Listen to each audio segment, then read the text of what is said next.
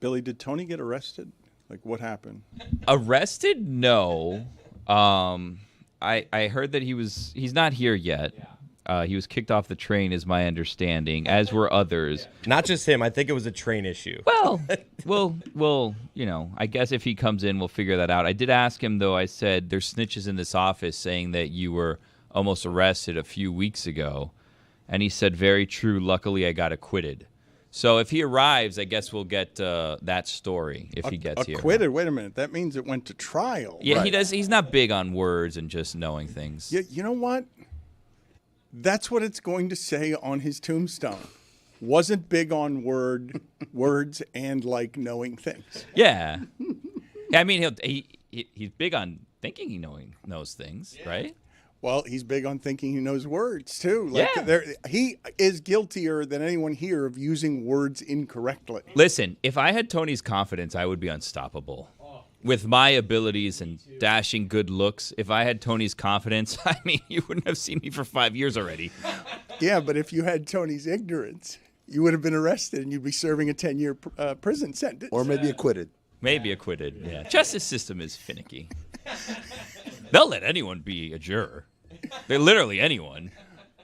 Except the people who want. I'm on jury duty. The people who are too eager to be jurors, they usually get kicked out, which is like, why do you want 12 miserable people here deciding the fate of someone? Hey. What is the perfect way to get selected? Like, do you have to be indifferent? I don't think it's like just outwardly say crazy crap anymore. I don't think that gets you off. No, but if I want to get selected, like, I got to play. Don't be too eager. Play it cool. I had a judge that was friends with Dan. He told me he shared a taxi with Dan. I told Dan this already. He said that he's the Spanish play-by-play guy for the University of Miami and that him and Dan shared a cab once. And he said this in front of he had a story for everyone. Every single person he was like interviewing, he had a story like, wow, he could relate to the person. Yeah. So I was talking to him, and this guy, every time he would ask a question like, does anyone have a reason why X, Y, Z? And I was like, and I kept putting my hand up for almost everything because I did have reasons that I could relate to these situations. And at a certain point, he said, you should have just brought your own microphone from the studio. I ended up getting not selected. Are we still sharing cabs? That's not a thing. It's an inauspicious debut for a judge, right? What were you? I used to do Spanish language play-by-play. No, I think I'm not sure if he still does it or not. Dude, the guy was late because his dog. He's very powerful. He's been powerful for 30 years. So should I not tell the story? Wow. No, you should tell. The guy was late because his dog vomited in the middle of his kitchen, and he had to clean it up. So he kept all of us waiting, and then he had to leave early because his friend that passed away, that used to be a bank manager, was having the branch named after him. So he had to go all the way down south for it. So it was a short day for us.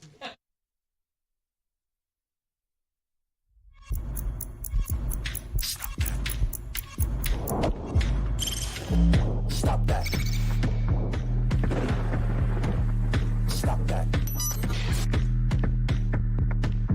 Stop that. Yeah. I hear him chatting the noise. Move too quick, can't stop for the talking. I hear him chat with the walking. Just too sharp with the prize. White girls let it tell me I'm awesome. Yeah. Hot like fire on the pan. If you wanna touch my please use caution. Cold like 0 degrees. I'm out the cage, gotta let out the beast. Revolutionary, gotta let out the streets. Locked in a cage, I'ma let out the sheets. You can't go out, man, forget my peace. You take the west side, take on the east. I'ma put him in the cage, never let out the. I hear him chatting the noise. Move too quick, can't stop for the talking. I hear him chat with the boys. Man so tough, but mans keep walking, yeah. Just too sharp with the prize. White girls, let it tell me I'm awesome, yeah. Hot like fire on the pan. If you wanna touch my please use caution. Stop that. Stop that. Stop that. Whoa, you stumbled onto another Wild Billy Wednesday.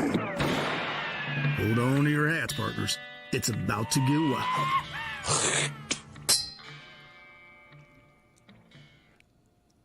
Amin is ready to go. Is Zaz ready to go? I feel like Zaz is ready to go. More confident than I've ever seen him. Chris, you can take it up. You're the EP. Chris, can you go ahead and take up with Amin why it is he's on his phone as we start the show? It was just funny. You're like, Amin's ready to go. And I was just like. Yeah, he's just still staring into his phone. He feels a little sluggish. Bill, you want to lure him out? We haven't really heard from him in a bit. Yeah, I've missed him. Where have you been? Where you been? Yeah. Traveling the world. Vegas. That too. Oh. Better Well, better with the wife or the boys? Vegas? Vegas is never a family trip. It's always a work trip. Dude. Someone claimed recently that Vegas is a better time when they're with their wife than their friends. I crushed it this weekend with my wife. It was amazing. Shows. I got some sleep. I ate good Vegas? meals. Yeah. It was Chris that said that. It was just. I'm telling you, it's a game changer. I never thought I'd say it. I think it all depends, right, on what kind of relationship you have. Yeah, if your friends are losers. Depends. Or maybe you got a wife who's a go-getter or a significant other who's a go-getter. But, like, to me, Vegas is crystallized with there's no such thing as clocks and there's no such thing as calendars other than, like, that we have a reservation at 9. But, like, it's 1 a.m, let's go eat. People, if you're with people like that, whether it's friends or a significant other, then it's like you're in the wrong place. Like, there's no such thing as time. Let's go hit up this bar. Let's gamble. Whatever you do, it's whatever time o'clock it is. If your Grand Lux Cafe is 24 hours, it's a place for me. That's the pinnacle. You also look like that. If I go in there, that's what I'm going to see. It's going to be an ocean of 1,000 Codys. Is that a tabletop? 2 a.m. at Grand Lux. Yes. You got to do it at the bar, man. That's the thinking man's play, right? You don't get it. Wait for a table? No. Can I sit at the bar? I love sitting at the bar at restaurants. the When best. my wife and I go out to dinner, we do date night every now and then. Okay. Sometimes you got to devote time to your wife, all right? Everybody knows this. And when we go out to dinner, I always want to sit at the bar. That's always my preference. She doesn't always let us, but that's always my number one choice. I'll say, hey, can we sit at the bar? Because you don't want to wait for a table, or just because you like it there better? Well, that's part of it, but I also like it better. I like the way we're sitting next to each other at the bar, and I got a guy right there who's ready to give me drinks whenever I want my drink. There you go. And there's a TV in front of me that has sports on. Right. I love being at the bar. I think that's not the point of the date. I'm going to tell you right now. I'm going to count them out for you. Number 1, immediate seating. Number 2, service is a lot faster. Yeah. The food comes out faster. Hey, the menus are faster. can you give me another Makers? The Thank refills are fast. Everything. Number 3, as he said, television. Number 4, this is how you sell it. Honey, when we're at a table, you're crossing. I can't hear you so loud. You're right next to me. Proximity. I can hear you speak. I like being next to you and close to you. It's more intimate. Yes. That's why you sit at the bar. Because then what happens, too, like if we get seated at a booth and then she pulls the move where it's like, do you want to sit on the same side of the booth with me? And I'm like, no, I'm not an asshole. So, but if we sit at the bar, it's like, all right, we're next to each other and I get credit for that, Do you think it's better to go on dates the way you go on dates or not go on dates at all?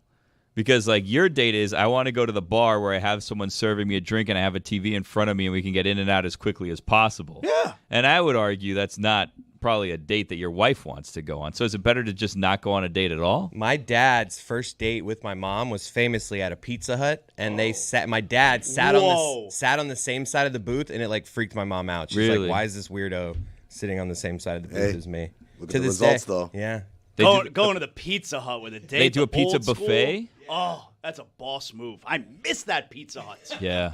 But one of the best things you can do is if there's like a bunch of fancy spots that you want to hit in Vegas, just on one given night, you can go sit at the bar, grab an appetizer and a drink from one, hop to the other, go sit and have your meal and a drink in another, and then a nightcap at the next one. And now you've got an opportunity to check out all those different restaurants that you wouldn't have been able to either afford or go to otherwise. Speaking of restaurants, I actually found it hard to find Coke in Vegas. Really? A lot of Pepsi. Like every place you go. God. Every place you well, go, know what? it's I'm Pepsi. going to have to kick Amin out for that. Like, he's been slow in this morning, and I'm going to have to kick him out for just not understanding what the hell's going on around here. Minor penalty, 2 minutes for not listening. It's not the perfect penalty. I'm going to get the penalties refreshed so I have the perfect penalty. Comedy. But I'm telling you, you'd think like Vegas, everywhere it's Pepsi. Everywhere. My wife's one of these people, after a night of drinking, she likes her lunch with a nice Coca-Cola. Yeah. Nowhere, every hotel in Vegas, I swear, restaurants, Pepsi. I don't drink soda. I don't know about any of that. Really? Nope. Your whole life? My whole life. Or you just stopped? No, my whole life. Why? Just we were never a soda house when I was a kid, and we're not a soda house now. Like my kids, they don't know soda. Really? Yeah. You want some right now? We have some here. Nah, man, do I look like I need soda? I'm doing just fine. You kind of have a soda drinker's body, though, without drinking soda. I mean, I don't know what that means, but I'm going to take it as an insult, whatever. If you said to me, I either drank a lot of soda growing up or no soda, I would lean the more. Who, for Zaz? Yeah. I mean, there's plenty of soda I've never tried before. I'm sorry to do this to you, but I did say Tony's the worst with words. And Go on. And Chris is the worst with words. What? I'm sorry That's to my interrupt. gimmick. I'm sorry to interrupt. I would lean the more. Like, I don't even know what you're saying there. Try it again. If I said you've either had no soda in your life or a ton of soda, I would vote a ton of soda. Boom, Why? nailed it. You just look like a soda drinker. All right. Yeah. You're wrong. Oh. Why not? If you already have a soda drinker's body, just indulge, drink some soda. Okay, first of all, I think I haven't always had a soda drinker's body. Okay, I've never even heard that before. I don't It's know a what thing. I've never heard someone say, "Wow, that homeboy over there's got a soda drinker's body." I have never one heard too. that before. I have one too. Yeah. This is why it's a little bit insulting. What It's you're saying. not insulting. It's just a descriptor. If you find it insulting, that's you judging other people's bodies. Dan, you've not heard me. that before. You've heard someone described as they have a soda drinker's body. I am going to be honest with you right now. And Don't tell me I have well, a it's soda just drinker's wait, body. No, what's going to hurt me about this? Okay, what's going to hurt me about this is I don't like succumbing to the things sometimes that make Wild Willie Wednesday successful. But when he said that, my initial reaction was legitimately, that's one of the best insults I've ever heard. What's an insult? Descriptor. You have a soda drinker's body is not something I've ever heard, but it's absolutely an insult. I got one in sports. Dion Waiters. Oh no, Kyle Lowry. Yeah, that's Nah. a good one. I think Kyle Lowry's got an ice cream sundae's body. Okay, I don't believe we should be body shaming anyone around this here. isn't shaming, just descriptors. If you guys find it insulting, that's on you for receiving it that way. Just descriptors. Okay, I'm going That's to put it all. on the poll at Le Batard Show.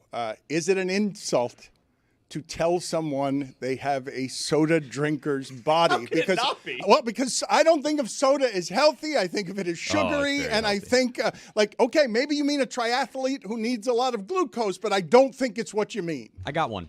Zasloh's softball teammate, Mike Lowell.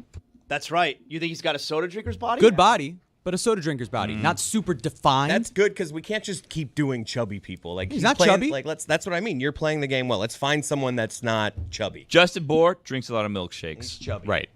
All right, let me get Tony caught up here as he arrives and we find out whether Hey, Dano. he's been arraigned or acquitted. Exasperated. Acquitted as always. Yeah, I don't. Well, what I don't know. Glove didn't fit. Okay, let's turn it down just a little. Let's turn He's it down. hot today. You just got here, and we got a lot of people who are already doing show, and it wasn't our fault you were late. So let's settle down. Wasn't mine either. Okay, but let's just settle down for a second. Go ahead. And He's let me telling you to shut Let up. me see if I can catch you up, Billy. If you want to be my Tony translator, he's not good with words. We've already established it. So I'm going to try and catch you up here, Tony. First question, Tony. When you need exactly the right word to say,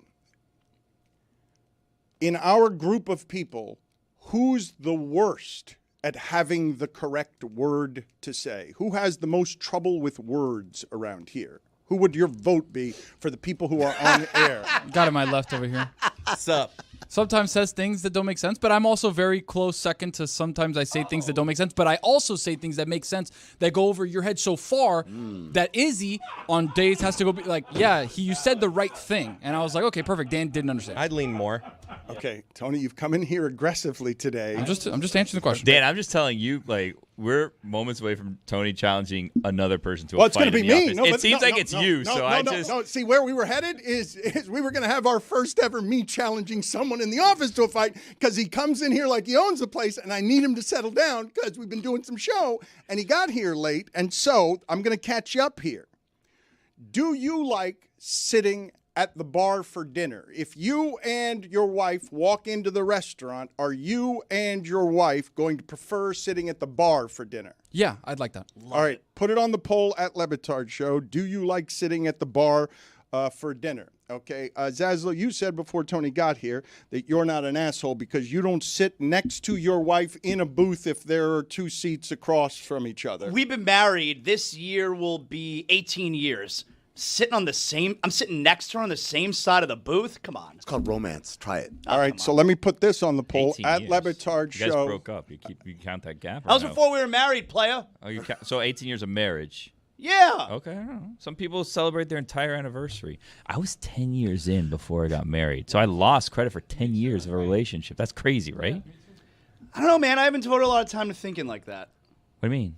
Just, I mean, that you lost time. I'm saying in terms You're of trying to accumulate hours with your marriage. I don't understand. yeah, because like if I've been married for 6 years, coming up on 6 years this week, right? But we were together before for 10 years. Like you wish you could be able to tell people you were married for 16 years. No, I should get credit for being in a 16-year relationship, well, you not a should have 6-year proposed one. her earlier. Sounds What like a do you bad job want out to of do? you. AM radio. I couldn't buy a ring.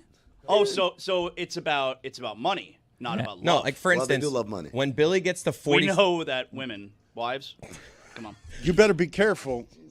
Wives is one thing. You say wives, that's one thing.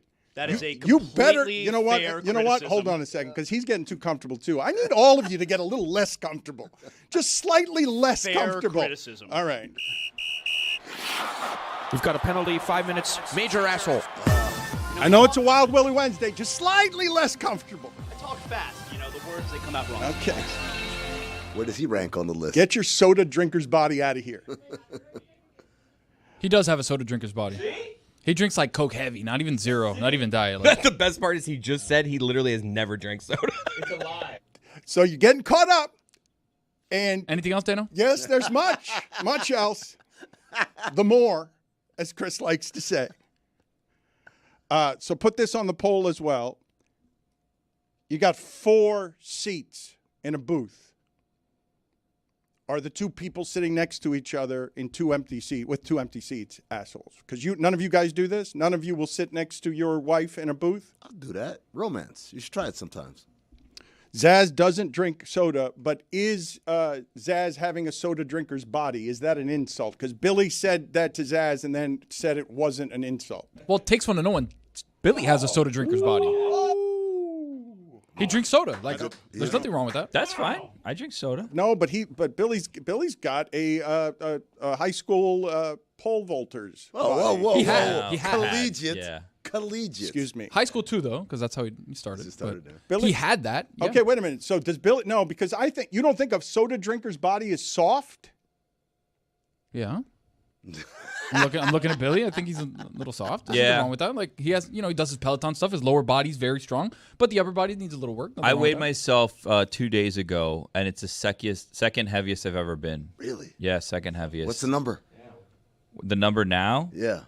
Well, now I feel judgment's Well, coming. when was the It's heaviest? not the heaviest, so. Right now, I was at 203. Nice. It's not nice. When was the 200 heaviest? pounds, nice. I know, but I fancy myself, even though I'm taller, I've always thought like I grew up a skinny boy, so I've always thought like that's my body type. So like even though like I'm 6 foot plus, I think like I should be in like the 180s where I'd be like skinny if I did that. Same note too, bro. I was Yeah. a skinny person for most of my life, and then now when I look at the number, I'm like, that seems really heavy. Yeah. But I look at myself in the mirror and I see a skinny person, but then I see myself in a photograph and I'm like, oh, that dude's not skinny, man. Well, I have like body dysmorphia, right? Because like when I was like at 180, 190, I'm like I should like I could put on easy like 10 pounds of muscle, be like 200's like ideal, like if I'm fit, right? And then I get to 200, I'm like, whoa, this is like a threshold I'm probably not going to go back from.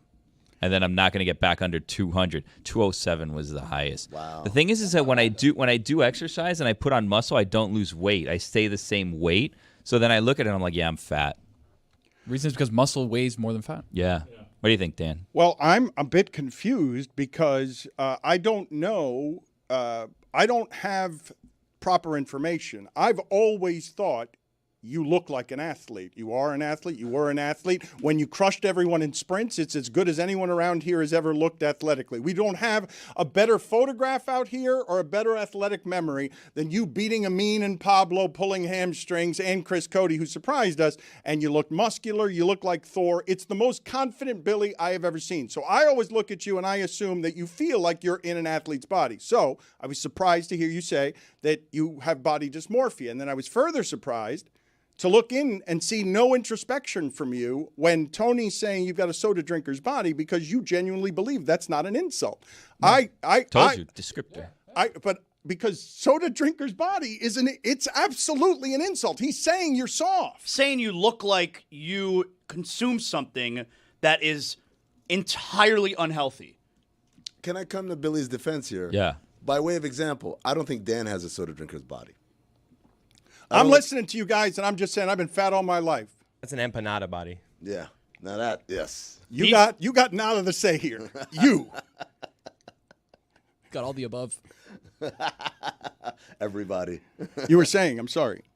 No, I was saying you don't have a soda drinker's body. I don't look at you, this guy consumes soda. You got a soda Except drinker's body. I literally don't drink soda. Well, that's Never have. that's they the all other. say. So Tony, we have two. What's the more shocking fact? And you'll be fully caught up here. Whether this person has never, you know what? Not shocking fact. I'm going to say disgusting fact. Or what's another? Now I'm having trouble there with it the is. words. Number Work through 4 it. on I the got you. list. Thank You you. say it, and then I'll correct you if Yeah. not. All right. So these are the two things we have to put next to each other that I want to compare. Zaz has never had a soda in his life. Lies. Greg Cody's first date was with his wife was at Pizza Hut. But it was a different. We got. How old were they? Yeah, 'Cause, like, and we also have to put things in Yeah. perspective. What Pizza Hut? That's not the Pizza Hut that you know now. Yeah, that was a classy place. Yeah. it That was used a to- restaurant. you it guys was a remember restaurant. when Wendy's used to have a salad bar? I Yes, do.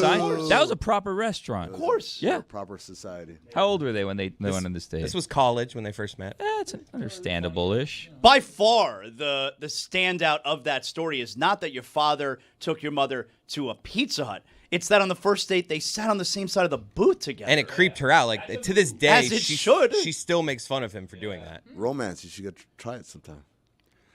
You guys are saying that Pizza Hut was a classy place. You're saying that back when they served prime rib in first class on airplanes, And you could smoke. you guys are saying that Pizza Hut, because in my childhood I went to Pizza Hut. It was the big reward. That was money in my childhood. place. But it's not because I thought it was classy. Dress up? No, there was a buffet. Like I don't think of any place classy having a buffet. Do you? Whoa, Fogo de Chao. Got a buffet there. Texas to All right, Brazil. put it on the poll at Le Batard Show. Does a classy place ever have a buffet at Le Batard Show? Same side on a first date is crazy because isn't that like same like Ted Bundy era also? It's like that's a little creepy. Oh, look at that tablecloth. So fancy. Red and white checkers. Oh my! I wish I was there right now. Yeah. This is a lot better lit than most Pizza Huts I remember. I remember them being very dim. Look at that chandelier. You guys don't have this right, though. Even through a child's eyes, and that's a fat kid's eyes. Pizza Hut, I went into it, and as a child, knowing not what good things were, I was like, this is not a classy Dude, place. Pizza Hut is where we would go for the end of year trophy ceremony after my baseball league every year. Like Pizza Hut was like a thing. I'm sorry. Where were you guys going in college on dates? Were you going out to white linen restaurants? Come on, man. That guy was a journalism major, for crying out loud. How much money you have in his pocket? So you could go out some fancy restaurant. Pizza Hut was a nice, affordable option. It wasn't like going to McDonald's, but it also wasn't going to break the bank. And by the way, romantic. Sit next to her. Creepy. All right, I've blown these. Phrasing. You're The doing more good. shocking thing, Dan, is Zaz not having a soda. For doing 19,000 years of morning radio, he's never had a soda. Is insane because soda's great. when you look at soda, can I think of morning radio. Can I ask like a serious question? You haven't had soda for real? No. I mean, I've had some sodas, but like I don't drink soda. I would never say, "Can I have a Coke? Can I have a Pepsi?" So why Can do I you have look a like Sprite?" that? Damn.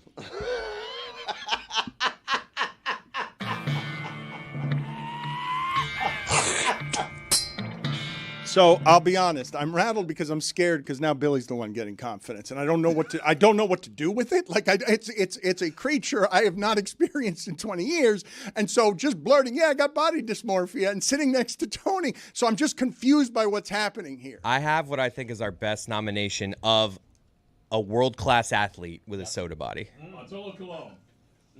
Better than Bartolo Colon. That's a flan body. Patrick Mahomes. Yeah, Look at him, that's a good. You actually what? I just thought about the picture of him with a shirt off, and it's like that doesn't look like the best quarterback in the world. Soda or beer? No, see, that's soda. Beer body to me. I don't think it's a beer No, body, it's Jabba soda. Chamberlain beer body. Perfect. Yeah. Perfect. Never been better. Dan, beer body? Well, beer body, I associate beer body with Greg Cody. Like to me, it's hardened. So it's like a beer body isn't necessarily soft in the belly. A beer belly is hard. Yeah, doesn't it get hard and round? Yes, but I don't think of Patrick Mahomes as That is soda right there. soda, man. The only reason he's not really defined, he's strong, but the lack of definition coming from the soda. He'd benefit from not shaving his body. Like he shaves his nips and he some shaves hair. his belly. If he had a little hair there, I feel like it'd mask it a little bit better. What's it gonna look like when he stops playing football? Jeez, this is what it looks like when he's working out every day. I wouldn't body shame him. I'm kind of praising him. Like this man Yeah, can. I'd take drink that body soda. any minute. He can drink Any soda day. and still do that. I'm learning things this hour. I did not know before right now that this great champion was a porpoise. I did not know that he was oddly hairless. That was something that was pointed out to me. So thank you for teaching me that. I am sorry that I phrased the question so badly on the differences between Cody and Zaz. But what's the better content? Cody first date, Pizza Hut. Zaz has never had a soda because you guys ended up combining them. But the question I was going for there before I tripped over Billy's confidence was that. I'm gonna call bullshit. So like when you go to McDonald's or Burger King, Never. whatever, Never. you I'll never have soda. No. What do you get? You get a meal. The lemonade or the fruit punch. I mean, that's- So much better. Maybe even worse. I mean, come Whatever. on, It man. tastes Red Dye so much. 40. You think that Coke tastes better than that high C fruit punch? Yeah. How much high C fruit punch do you think you've had in your life? Enough. McDonald's High C Orange is elite. So They good. discontinued it and there was like a movement and they brought it back. Soda sucks. I got news for you. Oh, jeez. You suck. I got news for you. Okay, this is getting bad, and I don't know what to do about it. But He took a personal shot at me. It's in your contract. It's He your took a day. personal It's shot your at day. me. You He said negotiated soda it. sucks, which is more That's cutting. a personal shot at you? Yeah, if anyone knows me, I love soda. What are you, the inventor of soda? I wish. His mother-in-law has to hide the soda so he doesn't drink it at his house. I stop buying soda unless I get pizza. If I get pizza, I get soda. You get a 2 liter. I get a 2 liter, and that's where I get in trouble because I then have that for a couple days after. And, you know, let's be real. I have pizza more than once a week. So the soda ends up making its way back into my house. And if you're listen to me, pizza establishments, and this goes along the lines of what Chris was saying. If your pizza establishment is offering Pepsi, Don't do it. respect to the Pepsi people out there and the Pepsi Corp if they're going to sponsor us or if they don't, whatever. But I will go out of my way to buy Coca-Cola elsewhere. Really? I will make multiple stops if I have to. Really? Yeah, multiple stops if Well, I I mean, have to. Pizza Hut is the Pepsi kind of. They're in the family, the Frito-Lay family. So I'll have Pepsi if I must, but if I'm ordering pizza, I'm a big takeout guy. Like I'll order it and then I'll pick it drive up. and I'll go get it. It's Yeah. quicker to me. Yes. Saves me a couple shekels. Even though I then go out of my way and I pay them a tip anyways, which is a whole like Well. I'm giving them like 10-15% when I'm doing, you know, the majority of Hold the on, yeah, exactly. of the effort there. all you have to do is do your job. And then depending on where I go, like then I'll pull into a farm store. Do you guys know about farm store? It's not like it's not a national chain. In fact, it's barely a local chain anymore. They've been closing around left and right. There's florists now that, you know, occupy old farm stores. It's like a drive-through convenience store, basically. I'm sure you have some don't know in your about area. farm stores? Just No. not farm stores. No.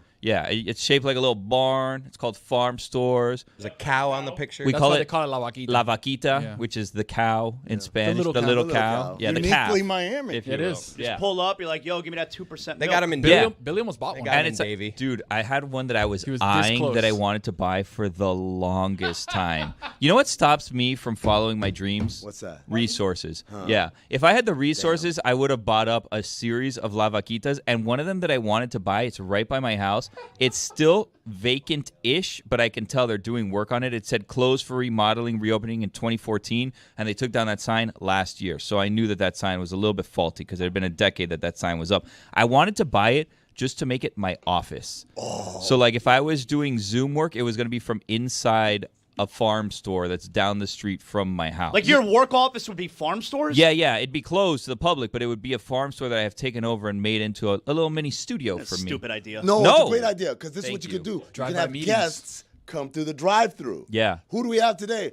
Oh, it's Izzy Gutierrez, and he's in his car, and you just do the whole interview like that. The problem is I live in an elderly area, so they would not have respected my drive-through. They would not have respected my parking spaces that are there for my thing. It's right next to a Sedano's. It would have been an entire disaster. But the point is I go out of my way to buy a Coca-Cola. So if I go to this one chain, right next to it there's a farm store, I buy a Coca-Cola.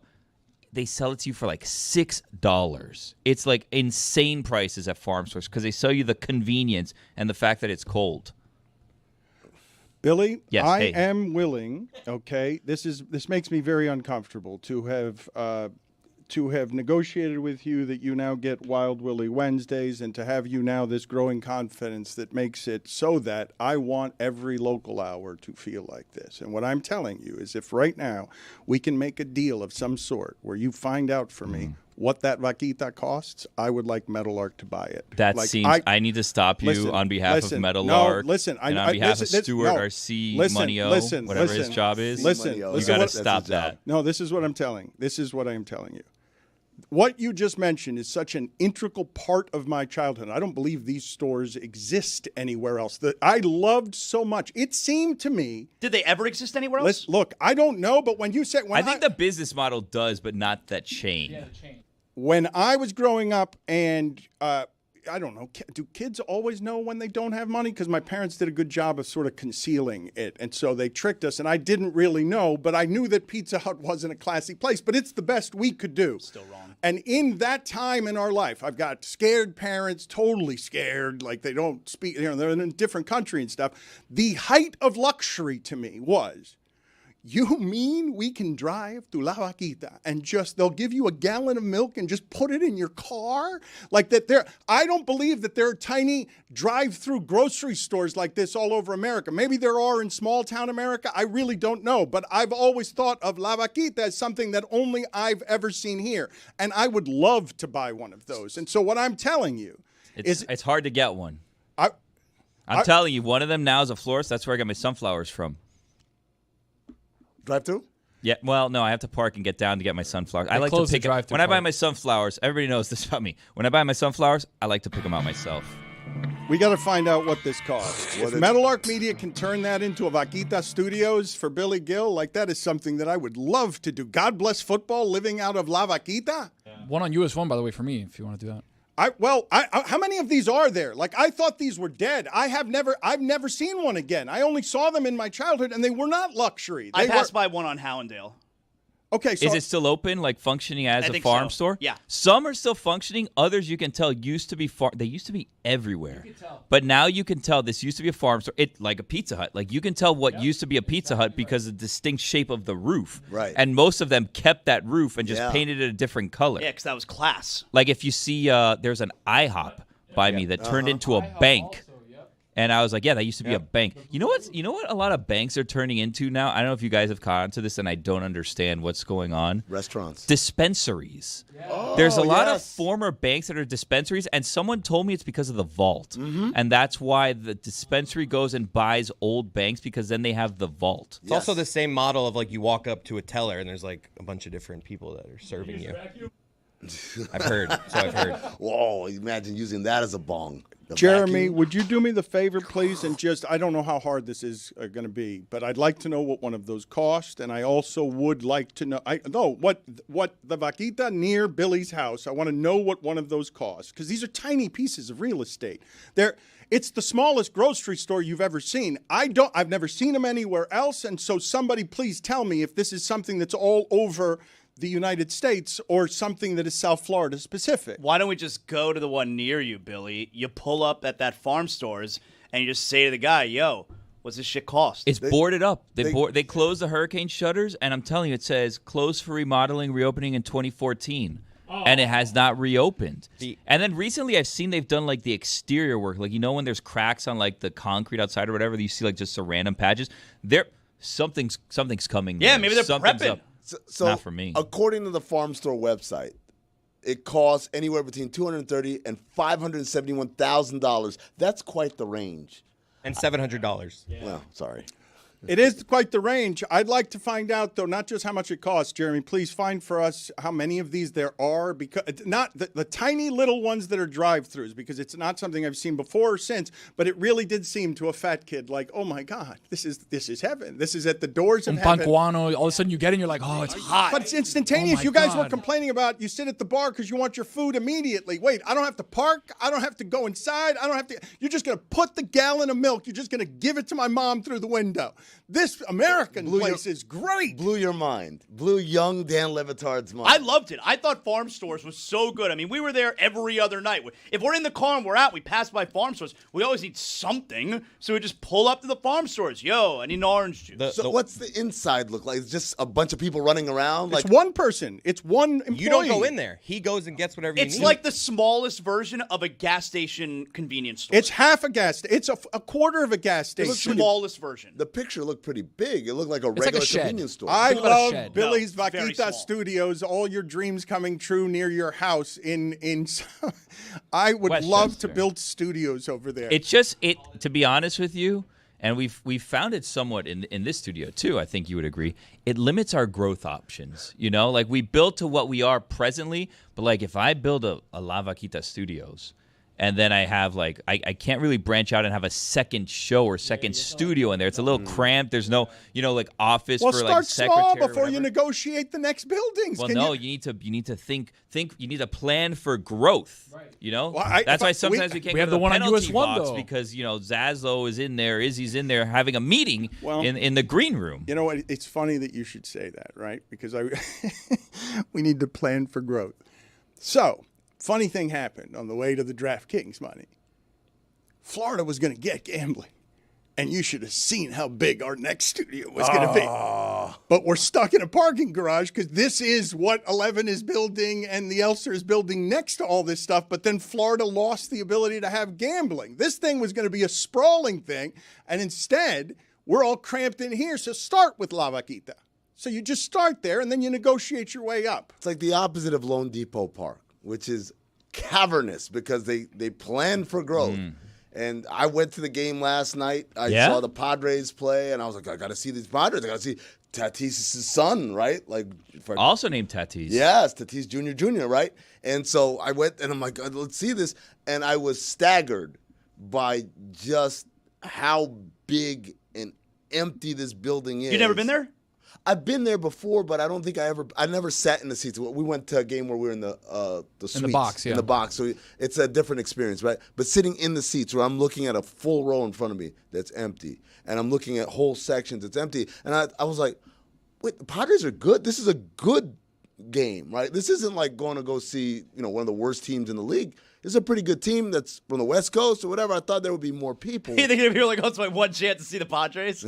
Well, but then the other thing I thought about is like, well, they built this thing with the idea that, because this was around the same era, all these stadiums and arenas were like, no, big, because one day we might have a thing that has like 40,000 people. Well, they showing built up. it with the idea that all those in the parking garage, like all those shops would be occupied. Yeah, and the it'd be- first floor of all the garages are Yeah. like built with storefronts There's that they were. nothing there. There was yeah. there was a brewery that closed, and I'm telling you, there's a urologist office in one of them, and that's it. It's the only modern building I've seen that doesn't have a shit ton of bars and restaurants outside. Yeah. Like every single arena in the country that's not like 100 years old or whatever has like right outside all of these kind of like feeder establishments. Like They're just- Wrigleyville. Yeah, they're just trying to hey, all the people who are on the way, you want to stop off, we get a beer, you get a sandwich, or whatever, because it's crazy price in there. Or you're leaving, you're going to linger and loiter around there. Yeah, instead or, we got Bull Bar.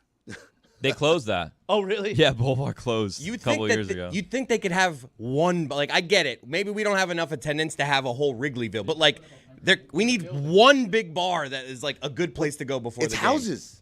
That's Right? the thing There's is that people's it's houses right there. It literally was a residential area that they put it in. I think they like bought up like area around it. So it's not, if you want to go to Little Havana, there's 8th Street like down the street, and that's where you kind of go to Little Havana. So it never really materialized. I've heard though, and I read somewhere that they're buying up like plots around there that I think they're going to try to turn into something.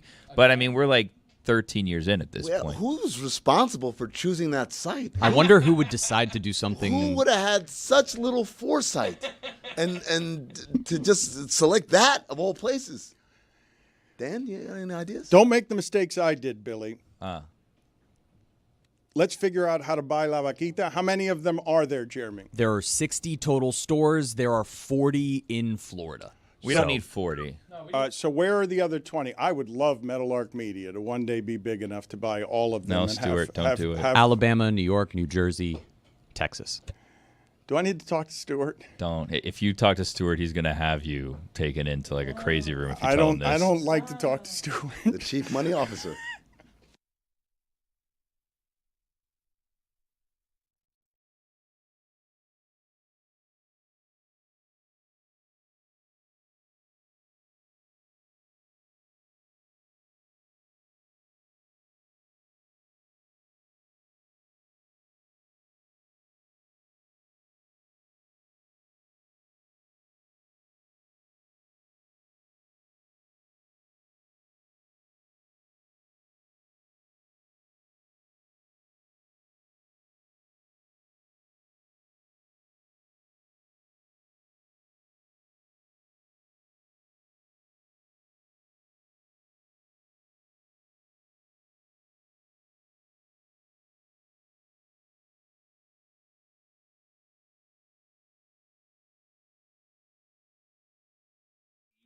Has changed.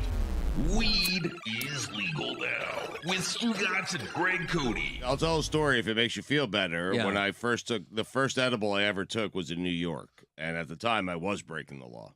Okay, so now you can feel good about telling your story. And the guy told me, "Hey, just eat half of this." And so I ate half, and I waited, and I waited, and I waited, and I didn't feel anything. And he begged me just to eat half. And he did say on the front end it might take a while. But I was impatient. Right. Because when you smoke marijuana, you get instant gratification. And waiting an hour or two for something to kick in was not something I was familiar with. Right. So I ate another half, which became a full cookie. And 60 minutes later, I don't remember anything. I woke up the next morning on the floor in my wife's uncle's apartment because Abby had to throw me into a cab with her, and she took me home. And I was curled up in the fetal position, and I don't remember a thing after the second half of that cookie. Wow. This was last Wednesday.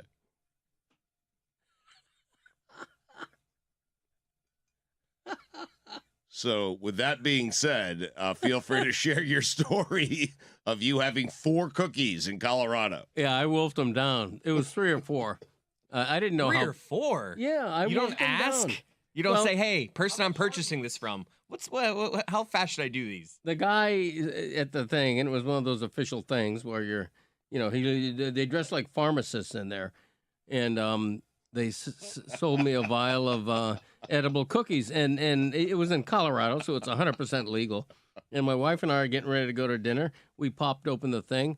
She had a nibble of one, and I ate, I think, probably 2 or 3, and it hit me by the time we got to that restaurant. I just love how terrified you are of this conversation. You keep throwing in there like it's perfectly legal what I did. To be fair to Greg, this has not exactly been the most up and up thing to talk about for 60 years of his life. Right, exactly. This is a fairly recent phenomenon. We just go, oh yeah, everything's fine now. No, and I don't, we did that because we were vacationing in Colorado, and I wanted to Stop giving qualifiers. I have to give a qualifier. Greg, more qualifiers. It feels better when you're doing it legally. It right, does. I'm gonna. I don't smoke anymore. I mean, I don't do that. I did in Totally college. lying, trying to make them feel better. I mean, Thank you. Thanks for that. getting away with it was much more fun. I mean, seriously. I had my day doing that. So we used to get dime bags at a place in Hillside, Queens. It was called the Tie Door. Oh, was it fantastic? You never saw the guy. You just saw his hand. You would see his like hand. a first touch in a marriage. Yeah, you would open up this little sliding door in Hillside, Queens. You would see his hand. He would see your hand. You'd never see each other. He'd put weed in your hand. You would put money in his hand, and that was it. That was a transaction. It was great. Called the tie door. Weed first, then money? Money first. Oh, there well, you go. it was like you would do it at the same time, but occasionally. So you'd see both hands. Yes, correct. Once every 6 months, you'd hear stories of like some guy sticking his hand and then like getting arrested on the spot. The cuffs right on the wrist. That's all you see, the wrist, and then.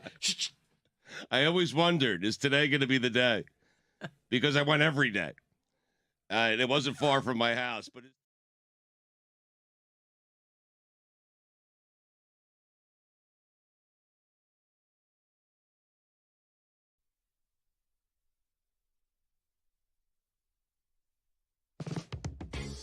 This is Juju. He's got a new show. Welcome back. The Alley Oop has returned. How many damn jerseys do you have? It's about basketball, hoops, and hoopers. I'm trying to get us away from calling him the Joker because the other nickname on his page is Big Honey. And I just think Big Honey is a way better nickname. Don Staley and them girls back at it again. And she gonna pull up Prada down, Chanel, Gucci, and Louis. It don't even matter. Them Auburn Tigers, bro. Them boys 35 years old each player. None of them brothers got a hairline amongst any of them. But maybe you're wondering, where can I see it or hear it? Tell us, Juju. Subscribe to our YouTube channel. That's youtube.com/oddballhoops. Do you need me to point at some visual explanations? Well, here you go. Hey, what's up, Le Batard fans? It's your girl, Roz Goldenwood, with Good Follow Show, presented by DraftKings. And we are still buzzing from All-Star in Indianapolis. We also have the chance to talk with one of the legends of the game, one of the GOATs of the game, and one of my good friends, Candace Parker, joins the show at Good Follow. It's awesome to hear from her, and we hope you'll tune in for a good kiki and also all the tea on hoops. We drop every Tuesday, Thursday, and we'd love to see you there.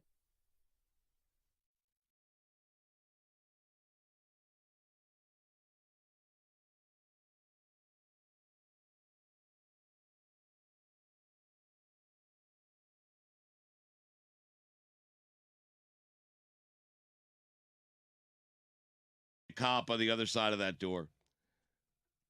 I did. I feared that every single day, but it didn't stop me from going out there every single day. Hop, skip, and a jump.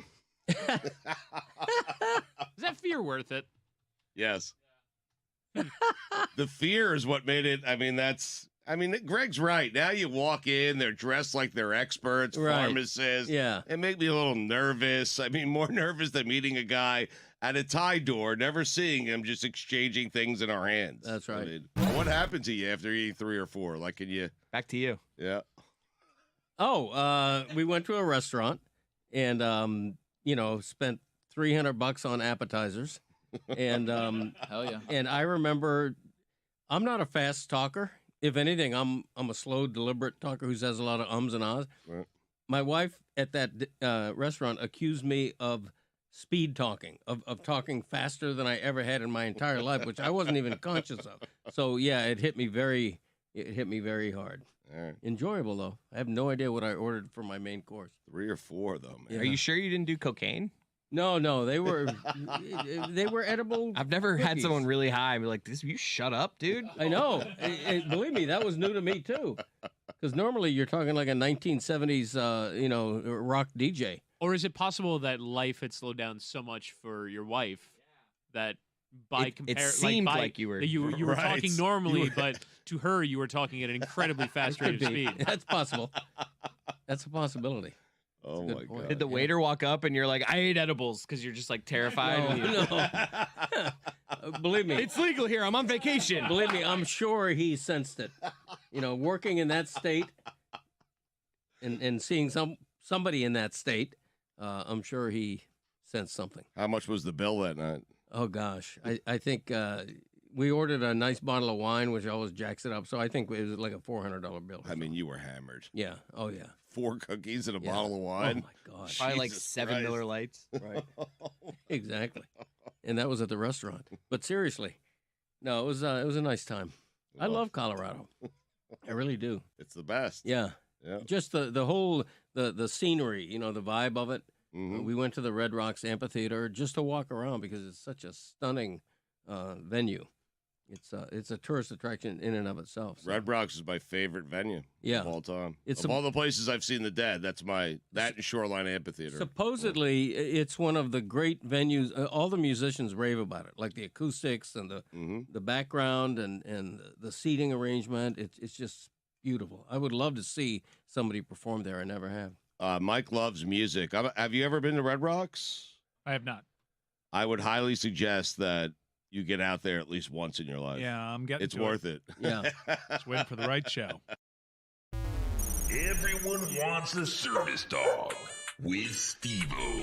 We are joined by a very famous persona from America, and also Steve-O, because Wendy from Peru is an internet sensation. Go ahead and tell the story, Steve-O, before we get in here. And always thank you for making time for us. But tell us why it is that your dog is more famous than you are, because I didn't think it was allowed that you can just find a dog on the streets of Peru, fall in love with it, and then just bring it over to America. I thought, didn't Johnny Depp or somebody get in trouble for trying to bring an animal into the country without the proper permission? Like, well, that was the other way around. He already had the dog and was trying to smuggle it into Australia.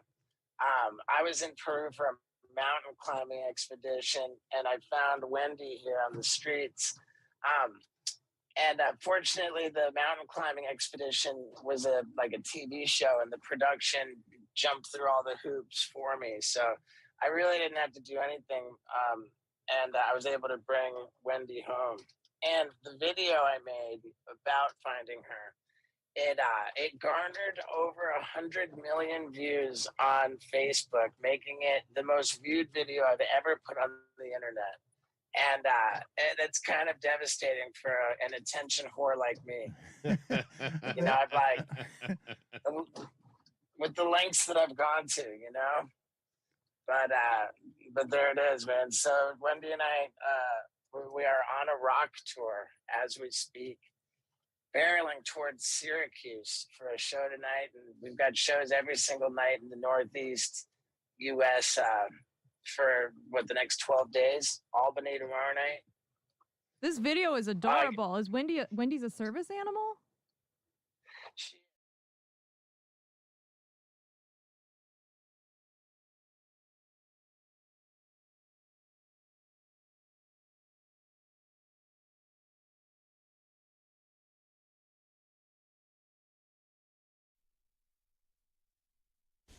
This episode is presented by DraftKings. DraftKings, the crown is yours. All right, so I don't know what to do about that first hour, because we now have an orally binding commitment, Billy, and that's not the way you negotiate these things. Usually you talk these things out. They don't happen on air. Well, you did this once before where you said if I have another kid, I'd get a raise. And then I thought we were just joking. And then like weeks later, you're like, so where are we on this kid? And I was like, that was just like a bit we were doing. I didn't think that a raise was coming if I had a child. I don't think. And you kept saying it's orally binding, and like I don't think that's how it. Okay, well, it is orally binding right now. I'm a lawyer. I think that is how it works. Thank you. Well, okay. You're a judge. And a lawyer. With prejudice. How do you think I became a judge? By doing Spanish play-by-play. Law school. So the thing that I have a trouble with here is, and Stuart, I just called Stuart and he told me that that because I've done this a couple of times now with you, that we're out ahead of ourselves, where La Vakita knows that we need this property, and it's a condemned property. It's a small property. It's got to be one of the few properties in South Florida that doesn't have a great deal of value, because we're building straight up because we have no more room, because it's the least affordable housing market in the United States. I think it still is. So we're in a bad negotiating position with La Vakita, but I do want to buy it for you, whether you have a kid or not. And I want to buy it so that La Vakita Studios is something that we're building at Meadowlark Media through Billy Gill. It's something that I wish to do, but we got to get the price down, and we got to negotiate this correctly. Not you and me, us and them. So what do we do? I'll I take need care of more. it. Let me work it, Dan. Let me work it. I'll talk to the guy. We'll make something happen. Can we agree he came in with a really stank attitude today?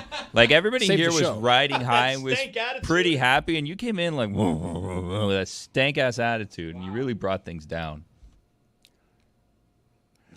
Well, it's a Wild Willie Wednesday. He's never wrong on Wild Willie Wednesdays. He get gifts from Dan if he has a child. Dan wants to buy him things. Like, I don't know what's going on here. We need to talk to Stuart about other things. By the way, I mean, he's got seniority over you. it's not about me. It's not about me. You Dan. report to me, son. I do not report to you. We I would can have been arrange- gone long ago. Billy, we can arrange that too if you want as part of. It is a Wild Wednesday. We can arrange. We can actually arrange. We're in the middle. We are right now in the middle of making the company org chart. I'm not even kidding. Like remaking the entire company org chart. I would actually be happy to create a situation where Tony reports to you. No, I don't want that. Because then his failures reflect poorly on me, and we know those are coming. Those are bountiful, and I don't want that on my resume. Okay, but this is the issue we have today on a Wild Willie Wednesday because it is on your resume. Tony's Tonight is a burgeoning thing. Tony Tonight Tony every day as a hustler has hustled his way into business in truly pure Vakita Cuban style. Like he's created some things and he's got a big head now. Like he came in with confidence and now he's got more confidence. The same thing happened to Zach. Talk to him. And so what do I do about Tony Tonight is 10 minutes long, and man, that's a big piece of property. It's great. To play Tony Tonight for 10 minutes, and something you missed, Tony, before you got here, and we still haven't gotten to whether or not you were arrested on the train or not. Billy said that if he had your confidence, he said some version of, he would have conquered the world already. He's right. And left this place 5 years ago. He's right. Not left, but like someone would have graduated. You're saying? Yeah. Not left. Graduated. No, I'd still be around. Everybody's still around. Look at me, I'm still here. Yeah, I'm not going anywhere. Exactly. It's the same thing with his wardrobe too. Mean Like is if like, he had whoa. the confidence to go out and wear some of the things that I wear, he could do it. I've seen him wear things where I'm like, okay, good job, Billy. That's good. He's got to get rid of the body dysmorphia. You look good. You're more than 200 pounds. You're out there, dude. Now I'm starting to understand the soda drinker's body feeling that Zaz got. Yo, why you gotta look at me while you talk about this? No, I'm just saying I'm understanding what you were feeling before because he said you're over 200 pounds, and the way that he said that seemed like, like a little slight. I'm over 200 pounds. I did have a conversation with someone yesterday here in this office that you will probably agree with, where I said I need to be completely honest with you. I said this to Matthew Kugler, who was sitting on the couch. I said I need to be completely honest with you because he was talking to me about I don't know what. Cougs. And I go, I put very little effort into my appearance. And he laughed at me and he said, everybody knows that. And I was like, whoa. Like, I thought I was confessing something here, like an insecurity that, like, I didn't really try in my appearance. And it turns out everybody here just knows that I'm a bad dresser.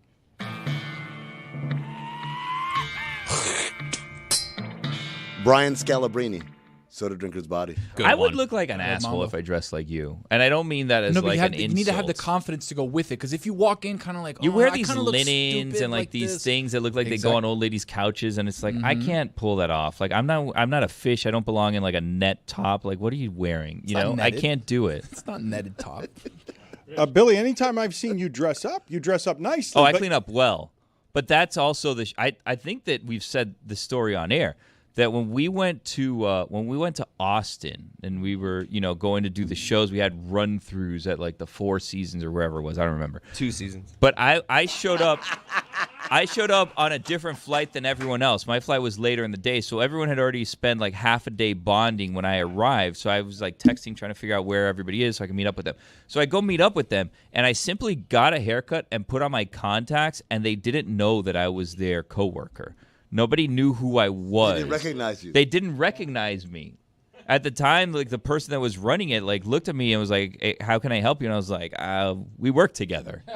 And they're like, "Oh, I didn't even recognize you." So like I clean up well, but it's because I come from such a shit like layer of normalcy there that if I do really anything Normalcy. to try to not look, myself, I'm better.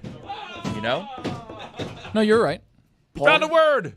That was shocking. You're right. I appreciate that. Again, if you just walk in with the confidence that, hey, I own this, like I look good in what I am and what I'm in, you Yeah. make it happen. Paul Konerko, soda drinker's body. Tremendous. Yeah. That's good. That's good. I can't believe that Tony, while giving you the Tom Cruise in Magnolia confidence talk, corrected you correctly on a word. I can't believe that happens. we're about to make him report to you, and I'm about to make you decide whether we play Tony tonight today or not. Because now that he reports to you orally binding since we've been speaking, we have a 10-minute segment with Tony. And the last time we played a segment, I got to tell you that the aforementioned Cougs didn't want to play it. And Tony's like, who's he? And I'm like, he did Craig Ferguson show. Who cares? I'm Tony. No, I said he's here now. He's not on the Craig Ferguson show. He's here now. Right, but he didn't want to play. He didn't want to. That wasn't Tony's tonight. That was something else. But Tony, he didn't want to play that, but he didn't want to tell you he didn't want to play that, and we shouldn't have played it because it didn't have the conclusion of you sparring with someone. It needed a payoff. Now we've got a Tony's tonight, and Billy's in charge today. Well, I haven't seen this. I don't know what it is, so I can't vouch for this. This one's great. This one's with a local luminary in the media, Mr. Eats 305, my buddy George.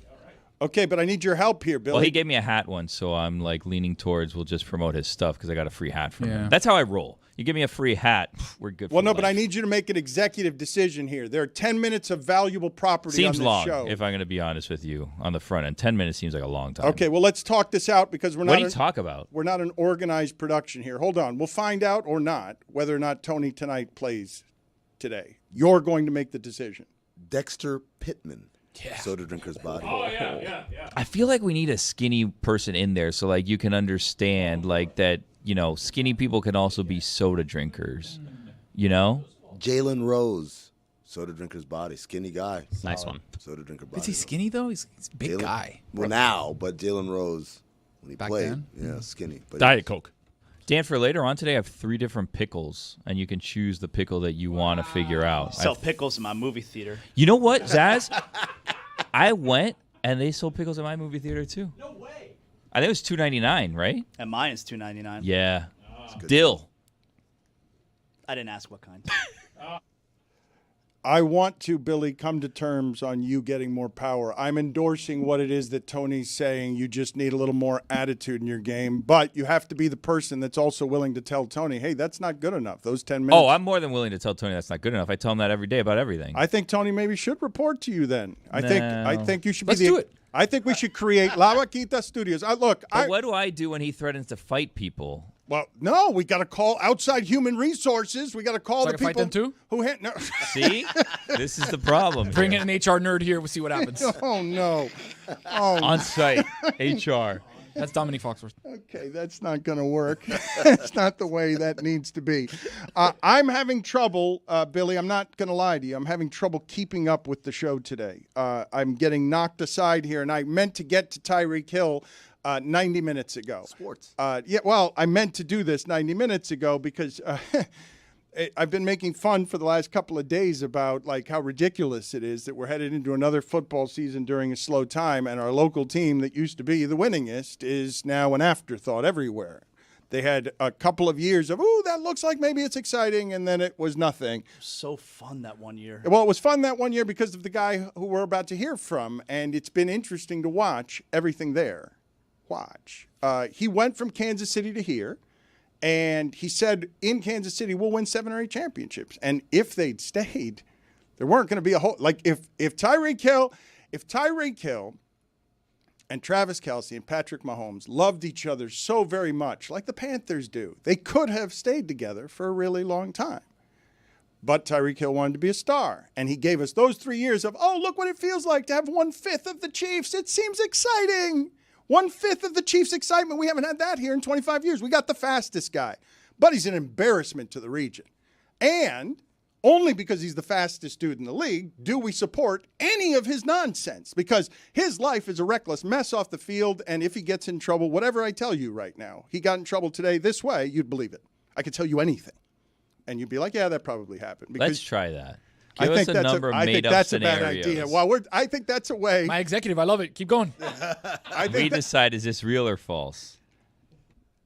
That's a good game. You want to play that game? It seems like you guys don't, and that's going to lead to trouble. The thing with Tyreek Hill is he does have bad things, right? But like a lot of the things also that come out in the news about him are infidelity issues, and now he has a child with another partner or whatever, which Like, that's none of my business No, but whatsoever. the legal stuff obviously is bad and not defendable. But when we're there, we're talking about, like, look, he had another kid, he cheated on his wife. It's like, oh, I didn't break any there's laws. also a lot of BS. It's broke my leg in his backyard, and it's got pushed off of a dock. No, yeah, by that boat, stuff's and terrible. I'm saying when we come at him about he And had it's this my many house kids, was like, on fire. that's not mine.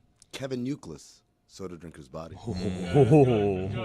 I'm kind of out on all of this Tyreek Hill we got yesterday because it's just he does it every year. He shows up to spring training and he says it felt just like Jimmy this last camp for the Heat. I'm going to say all the right things, and then as soon as something doesn't go my way, I'm out with this. As soon as Tyreek has a game where he has 3 catches for 40 yards, he's going to be mad again. Like, he's trying to do this. We could play this sound where he's just, I have to be a better. He says all the right things, and it just means nothing. Say it after a bad game. I think the only difference right now between Tyreek Hill and Jimmy Butler was Tyreek Hill actually said he's quitting.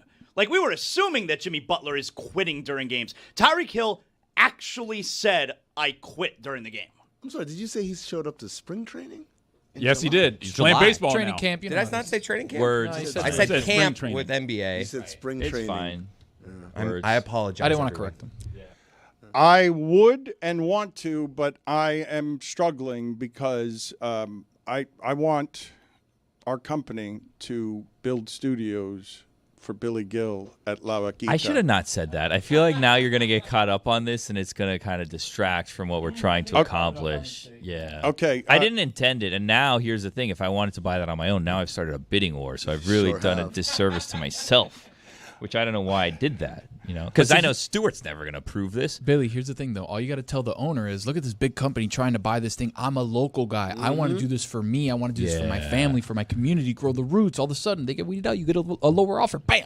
You know what I've learned from when I was buying a home? They usually don't like the woe is me story where I'm offering less. They're going to take the most money from whoever it is that offers it to them. No, you got to play the local angle. You say, hey, look up Metal Arc Media. Where's their headquarters? New York? Do you want those big city assholes? Yeah, city coming in slickers. here? Yeah, no, man. Keep it local here. I'm a local boy. Yeah. Born and raised. Born and bred. Generations. Yeah. Keep it here in the family. That's how you sell yourself.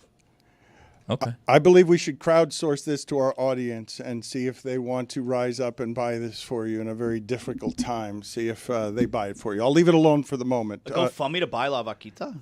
Yeah, I want to figure out how to buy this. I'm going to leave it alone right now. But I do want to offer an apology for yesterday. We were talking about boy bands. There was a lot of menudo. There was a lot. What are you shaking your head about, Jared? You guys really did a bad job on that conversation. Oh, sorry, we didn't mention O-Town. This No, is his it's bag, insane. yeah. I can't believe the way that you guys skipped over No, NSYNC. we- It was unbelievable. no, we No, acknowledged- you just sort of threw them to the side as if said- it's a conversation No. about New Kids on the Block and Yeah. Backstreet Boys. You obviously weren't listening. I We- was we listening. He was dismissed- obsessed with them. It We was ridiculous. dismissed Zaz, and we were like, it's clearly NSYNC and Backstreet Boys is the top two. Yeah, but Behind there New was not Kids. even a debate about whether NSYNC was ahead of Backstreet Boys when clearly they are. No, if you're no. someone who's 30 or under, you don't even. First of all, you don't even know New Kids on the Block. They didn't even make that type of Okay, impact. great. They So might have started anything it. before 1990 didn't exist. That's Well, what if you you're go saying. right now, you guys started doing record sales. Go to Spotify right now. What are the most streamed songs? What do people actually listen to right now? What are the ones with lasting impact? I Want It That Way. That's the biggest song of any of them. Who right? cares about But the number of streams? Someone yesterday made up an artist called Diplo and said they're popular. I mean, all who right, cares? what conversation are we having? Look at who we're talking to. New Kids on the Block did have a Saturday morning cartoon. Now, I don't know if anyone wants to have this, but I am ready for a Backstreet Boys versus NSYNC debate. I think the difficulty is that Backstreet Boys, because none of them could be capable of going solo, they're deeper. They're still. That Justin Timberlake, if we were drafting the two bands, hear me out, it would be Justin Timberlake first from NSYNC. The next 4 picks. JC Chazé hold was on. great, dude. Dude, Nick, Brian, AJ, and Howie and JC are close. Donnie Wahlberg's ahead of all of them. Howie's a great voice. JC is a tremendous. The bottom, He was a massive flop. the bottom 3 of NSYNC are just like nothings. How JC, dare you say that Hold about on, Joey hold on. Fatone? Joey Cisco had a great single. Joey career, I'm just gonna say. Joey Fatone is not only all over Impractical Jokers, he performs at Epcot, Joey and Friends. but also I don't know Soda that Drinker that Body. means he was a good Damn. singer, That's though. hard times, dog. Hot Dog Impresario, too. Can I tell you an idea that I had of me that I think only you would appreciate, and I'm glad that I didn't follow through on it?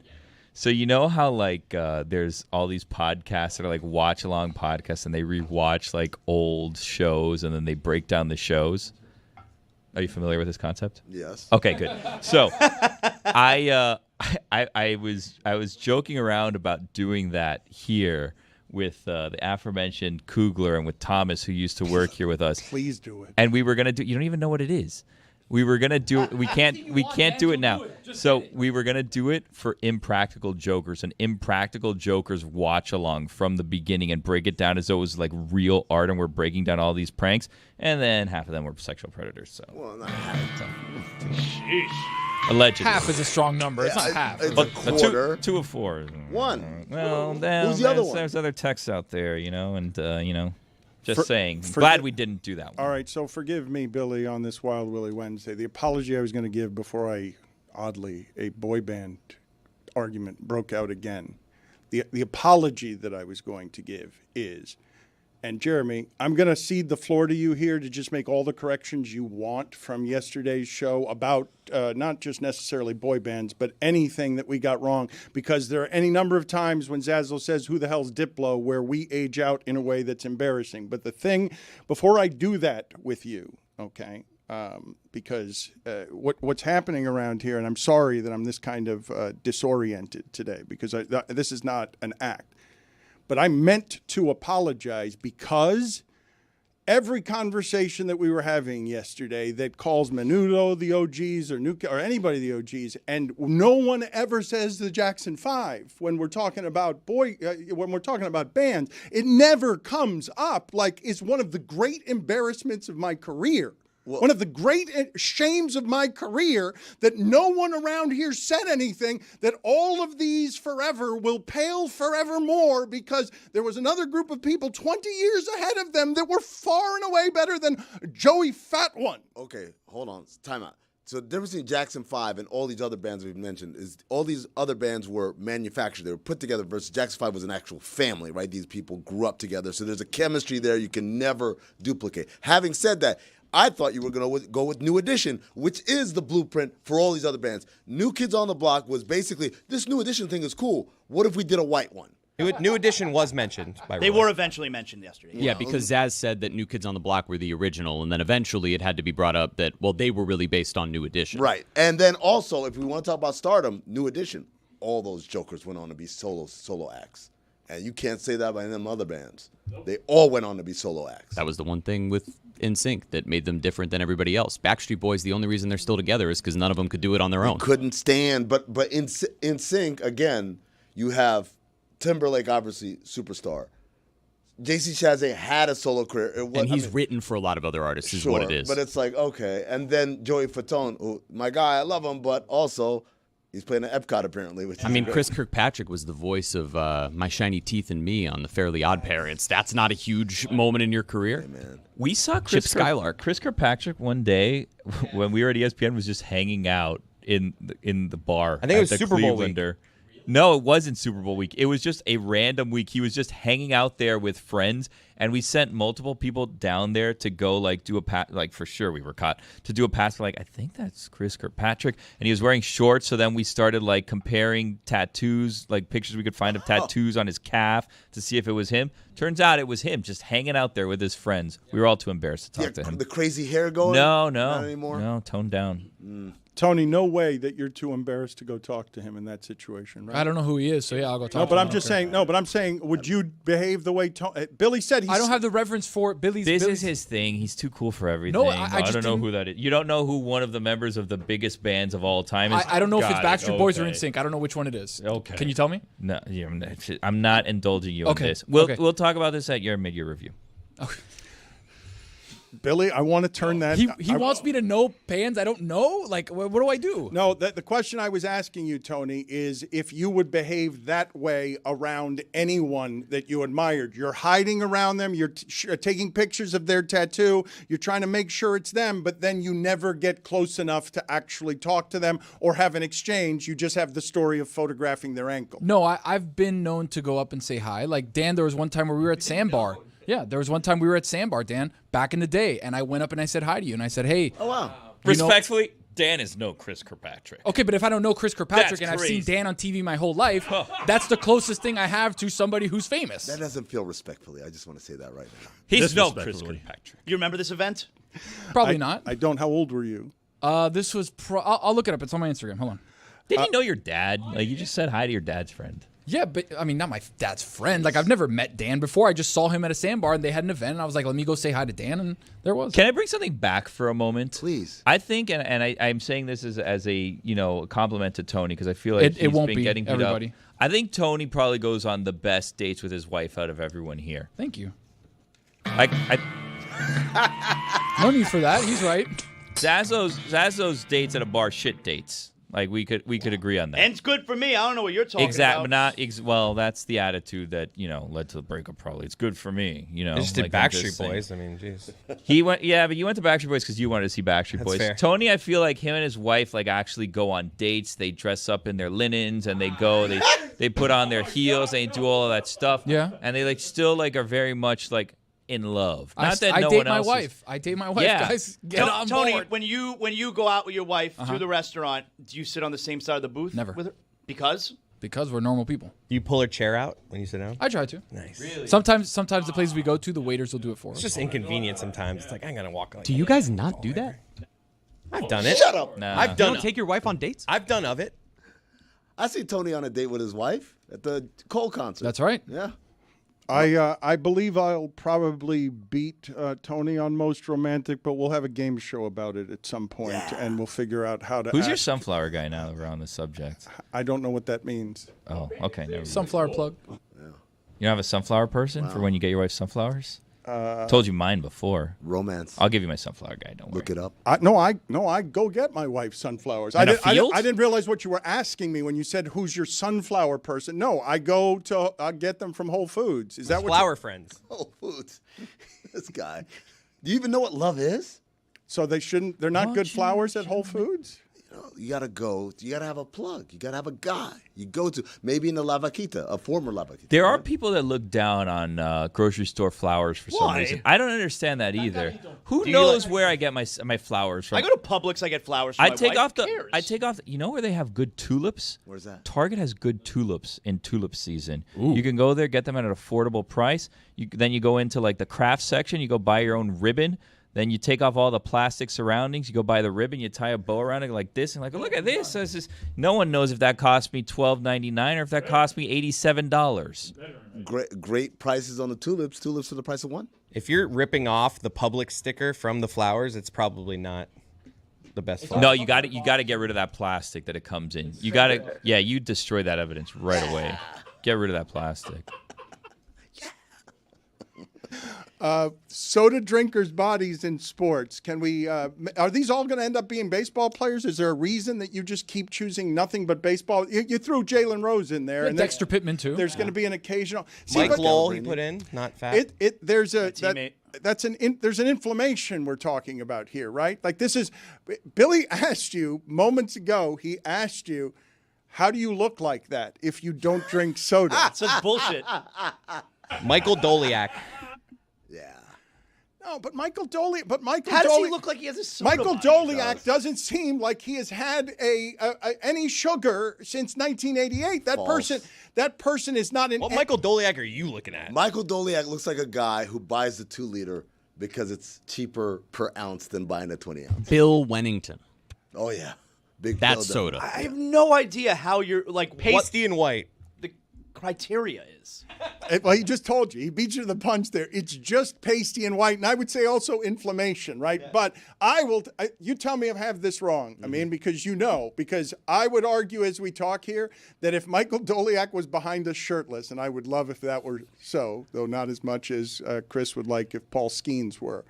I think all of these people here would be impressed by that. Michael Doliak would not look like he drinks even today. That him and the Plumleys and whatever it is that you think are people white and pasty, that those people shirtless would not look to you. This guy crushes soda. So you guys did this to Michael Doliak when you're like, that guy hasn't That's probably him now, too, by the way. Why do we have this picture on deck? Why That was Dan just amazing. threw that shit out there, and then I didn't see him with the V. Someone saw him on vacation, it seems like. Like, who? This is a picture someone here took. Okay, but this is where you guys consistently underestimate athletes. But when you do it to Scalabrini, I think it's fair, and maybe it shouldn't be. I think that Is that ginger what you're doing? You're okay with it because it's a ginger, maybe? Still a hate crime, Dan. I got one from hockey. Phil Kessel. I got one from hockey. Everyone. No, that's not true. Well, maybe Magic Kachuk. Zaslow comes in here today, and he said he was sad. Zaslow was legitimately sad. I was. Because he's like, man, we really blew an opportunity yesterday. We really, as I said, he's gotten more and more confident, and he's gotten better at telling me how to do my job, though not when I need him on the Jackson 5 because he's got his biases that are cultural. I like what I like. He comes in here disappointed in me, and to my face, says, I'm disappointed in you. And it's because yesterday I missed an opportunity, and this is why he's a local South Florida media legend, to celebrate that yesterday was the 3-year anniversary of the Panthers got Kachuk. I blame myself. I should have been all over that yesterday. That's something to talk about. 3 years to the day? We can't do it today. It's not 3 years and a day to the day. No, we had to do it yesterday. 3 years to the day. Maybe the greatest trade in the history of South Florida sports. Also, the 3-year anniversary of Chris Whittingham abandoning the Panthers. Yeah. Jesus. So it's an all-time loser fan move. God. Dog, could you think of a that's never happened, right? There's never been that much success in 3 years after someone quit a fandom. And you have to consider the startling lack of success for the previous 20 years. It's always great when a know-it-all knows nothing, and Whittingham has publicly, and Whittingham is going to have whatever he wants in broadcasting. Already does, really. And here, when he was South Florida, we will always remember eternal fool. Know-it-all gasbag fool about the best thing South Florida has ever seen in sports. He didn't want any of it. The things that you want as a sports fan, the only reason you are a sports fan, he decided to abandon and not have any of it. It's word association now with person who made the worst sports decision that I can remember. Whittingham getting rid of, that's it. It's just easy. Hate him. He's the worst. I'm going to need to go on vacation because I'm having a little bit of trouble keeping up with the show. I was trying to get to Tyreek Hill, and Tyreek Hill's influence in our market headed into football. Tyreek Hill, whether you like it or not, Miami, when he speaks, because of what's happened with your coach, he and your quarterback are the people on this team who speak for this team and represent this team. This era of football and Dolphin football belongs to Tua, Tyreek Hill, and McDaniel. I liked it so much better when the reps, like the spokespeople of the team were Jason Taylor and Zach Thomas. Tua. So much better. Tua, soda body. Yeah. Tyreek Hill is saying he needs to be a better leader. Keep in mind what we're coming out of, okay? And this person can't be your leader. He can work hard, but he can't be your leader. The end of last season when him saying, that's it, I'm done, I quit, in public, to cameras, and everyone's like, what do you mean? This can't be your leader. This needs to be just your speed. This shouldn't be your voice. Kansas City didn't let him talk. Kansas City, you didn't hear this much from him when he was in Kansas City. I think McDaniel's going to buy this, though. I bet they make him captain again. Definitely. It's bullshit, man. Definitely. It's he does this every year, and then he has a bad game, and then he'll rip the team again. It's McDaniel wants to convince us that the culture's changed, but he's going to make him captain again. I'd speak to you on this, okay? You need your leader to be your hard worker, and I do not question his work ethic, but I question everything else. I don't question his work ethic. I don't question his speed. I question everything else, and I feel comfortable doing that. This person, okay? When Zazzle's like, they're crimes of immorality, or I know, or whatever the recklessness is, and you make your judgments about however many children he has. I don't know whether it's 10 or 11, but emotional person who's violent with women, we've only seen some of that. And this person represents your team, and some things about him get forgotten because he's fast, but he is a reckless, immature person. We've seen that publicly. It's obvious. He cannot be your leader. Can't be your leader. I think one of the things you guys are neglecting is how is he perceived in the locker room. I don't know. I'm just asking because sometimes leadership is not bestowed. Sometimes it's just there. And so if the guys listen to him, if they respect him, if they look up to him, like, it's kind of hard to fight that. But how can they when in the last game of the season, he's on the sideline, they're about to come out for an offensive series, and Jalen Waddle yells over to him, "Yo, Reek, you coming? Oh, you're done? Oh." Like, he literally told them, "I'm done," in the middle of the game. Well, but here's your problem. A bunch of suckers in that locker room then. Okay, well, no. Yeah. Their teammate quit on them, and now, it's my leader. Well, but so you say they're suckers in the locker room. Man, this one's complicated. Yep. So he came from a champion, okay? And he left for money and power and got it.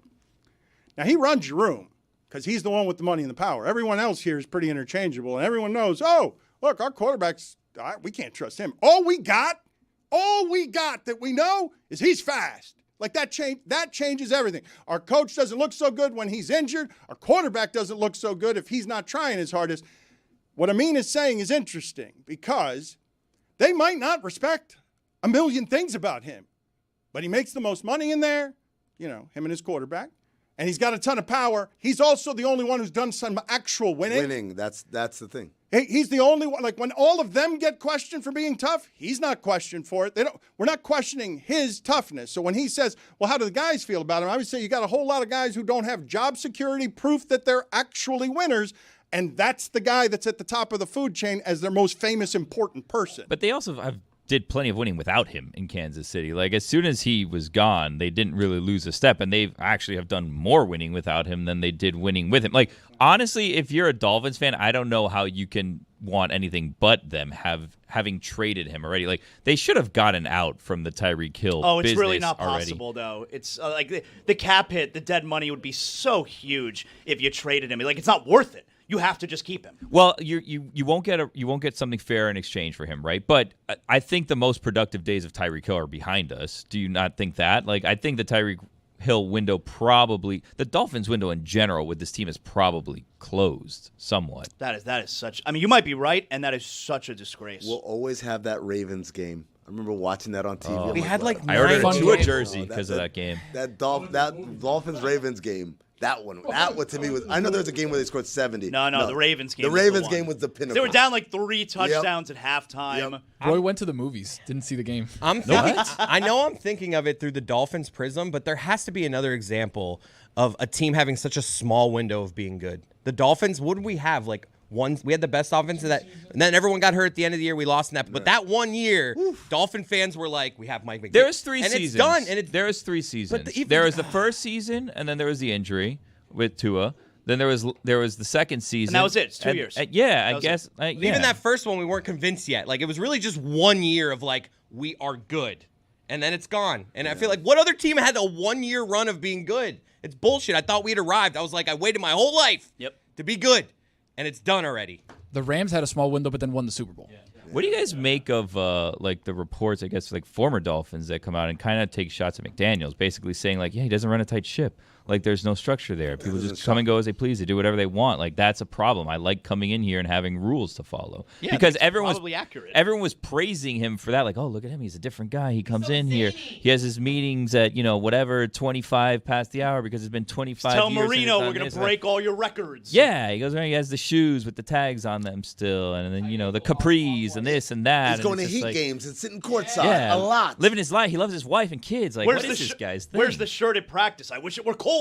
Yeah. And then we're getting frostbite. Sunglasses indoors. Do you guys realize what a ticking time bomb this is? When Zaslow is talking about disgrace, we haven't even started with the disgrace. I'm looking at what the Chiefs have been for 10 years, however it is they got to that kind of excellence. And Tyreek Hill, almost like a caricature, like a cartoon, like a stereotype, comes and gets the money and the power of breaking away from team, and now you're going to try to rein him in when all he's known is success, and it's just so easy to lead and get along when everything's good. When everyone's healthy and fine, it's just so easy to do. You cannot trust this person headed into an uncertain season to not be volatile as your leader and the front of your team. You lose 3 games and he has 4 catches because you can't block again. This whole thing's going to go up in flames. He's going to get fired during the season because they've given him all the power. They can't take it back now. He yells at the end of the season, "Get me out of here, I'm gone." And now he's giving you this sound to start training camp because he's your guy, he's your voice, he's your legs. This is what you're stuck with, Dolphins. You're riding this. My whole life, man, I've always been a competitor, dog. My grandparents raised me that way. I enjoy winning. I mean, I know how to lose, but in those moments like that, I need to be better as a leader, and I realized that throughout this whole entire offense because ever since me and my family got here, this fan base has been special to us. You know, showing up to like different engagements. Whenever we meet people in the community, they've been great. So as a leader of this team and also as a leader of this community, I just need to be better in that sense. And then just know like there are like a ton of like little kids that like look up to me as a player, as a role model. So I just got to remind myself of that, you know what I'm saying? And then just take hold of that and then own it. So.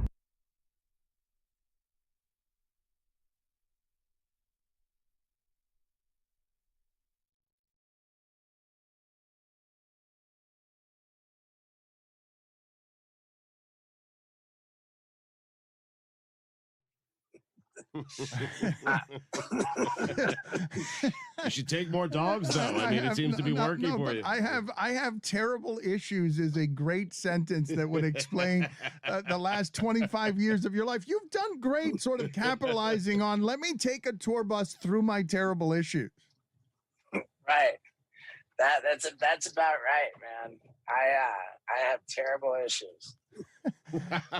and she brings you genuine comfort she's not a professional service dog license, and you've got the proper paperwork. Steve-O is now a paperwork man with a legitimate service dog that he needs for comfort. You know what? I'm gonna break your guys' heart right here. There's no such thing as official certification for a service animal. And because I did the deepest dive, man. I found the best dog trainer on the planet, and they were the ones who told me, yeah, there's no such thing as official certification. You know, we can sure train her, but that's never. I got a note from my doctor. I got some weird thing online that means nothing, which says certified service animal, but yeah, there's no such thing. You can ask a blind person with a seeing eye dog, and they'll tell you that there's no such thing. More to the point. So we make fun of.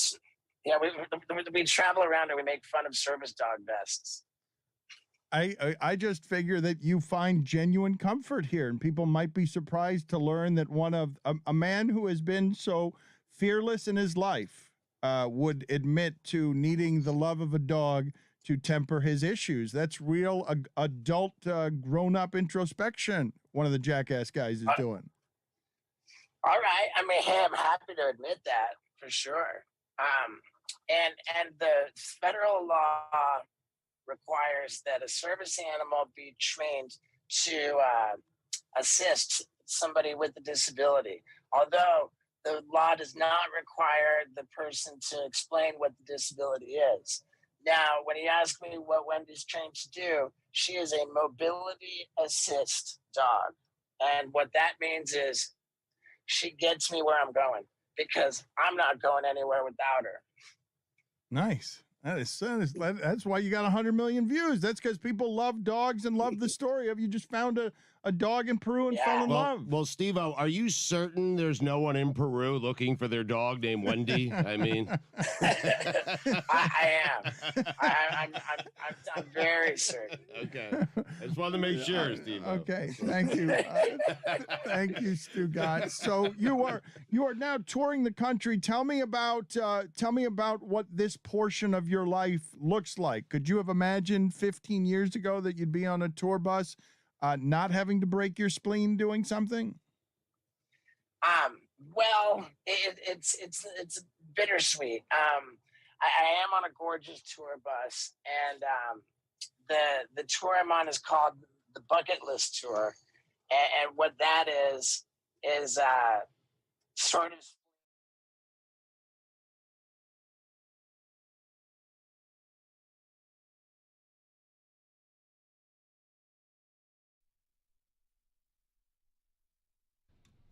Hey, Jess.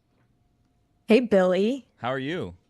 Oh, I'm good. How are you? I'm good. Welcome into Wild Billy Wednesday, as it's known around these parts. Negotiated for it. I love that.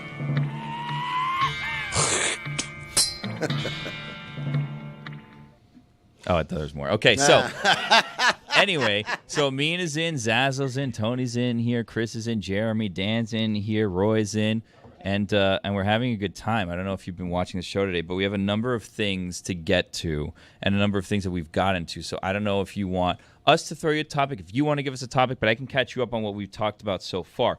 We've talked about soda bodies.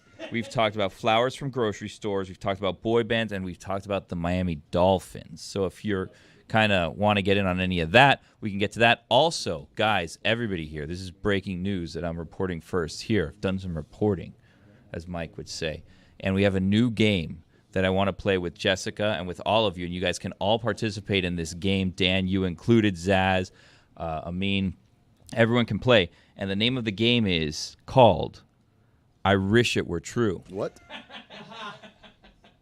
Is this like a Notre Dame pun? It's just, we'll get to it when we get to it. We don't have to start with the game, but we can work our way up to the game. It's called I Wish It Were True. Oh. Okay.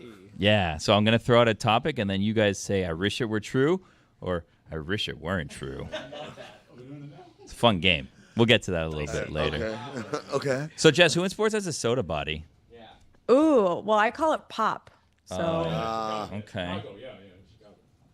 I would also like to throw out another topic, Billy, if I Okay. am allowed to do that. Yeah, just forget about all the stuff I said. It's fine. No, we'll get to all of that. I really want to talk about the Dolphins with you guys. But have you guys mentioned Ozzy Osbourne dying yet? No, we haven't mentioned Ozzy Osbourne dying. Okay, so I may not be the perfect person to eulogize Ozzy Osbourne because he's a little of an older generation than me. However, I do have a really odd Ozzy Osbourne sports connection, and I was a child of the VH1 MTV era, so I did watch his reality show back in the early 2000s. The Osbournes. That's honestly how I was introduced to Ozzy Osbourne. I didn't know anything about Ozzy Osbourne until I watched The Osbournes. Really? Yeah, at all, because I was such a little kid. I didn't know about The Osbournes until I saw them, and I was such such a little bubble that I was like, wow, they say a lot of bad words to their kids. Yeah. Like, this is wild. That's not how my house is. That was exactly what my introduction was to Ozzy Osbourne also. And then my sister was like, yeah, he also ate a bat once. And I was like, what? But then Billy, after the Osbourne show became super popular in like 2002, he was actually at a Cubs-Dodgers game in August 2003 that I happened to attend and went down as one of the most infamous take me out to the ball game 7th inning stretch singing jobs of anyone in the history of the 7th inning stretch. And so my connection to Ozzy Osbourne has always been that I was there as I think 7-year-old. This was like the height of my Cubs fandom. Like a month before the Steve Bartman thing, which is where my blood feud with Miami started. Marlins took And that ass that I night. saw Ozzy sing the 7th inning stretch live. And like this was like, pre-social media, but like this 7th inning stretch went viral. And I think we have sound from it, Roy, if people aren't familiar. All right, Chicago. I want to hear a real crazy crowd start singing with me. Are you ready? Are you ready? I can't hear you. Are you ready? 1, 2, 3, and let's go out to the bar. Let's go out to the river. Take me in every lesson to. I don't remember what I have to do. And I've run out of the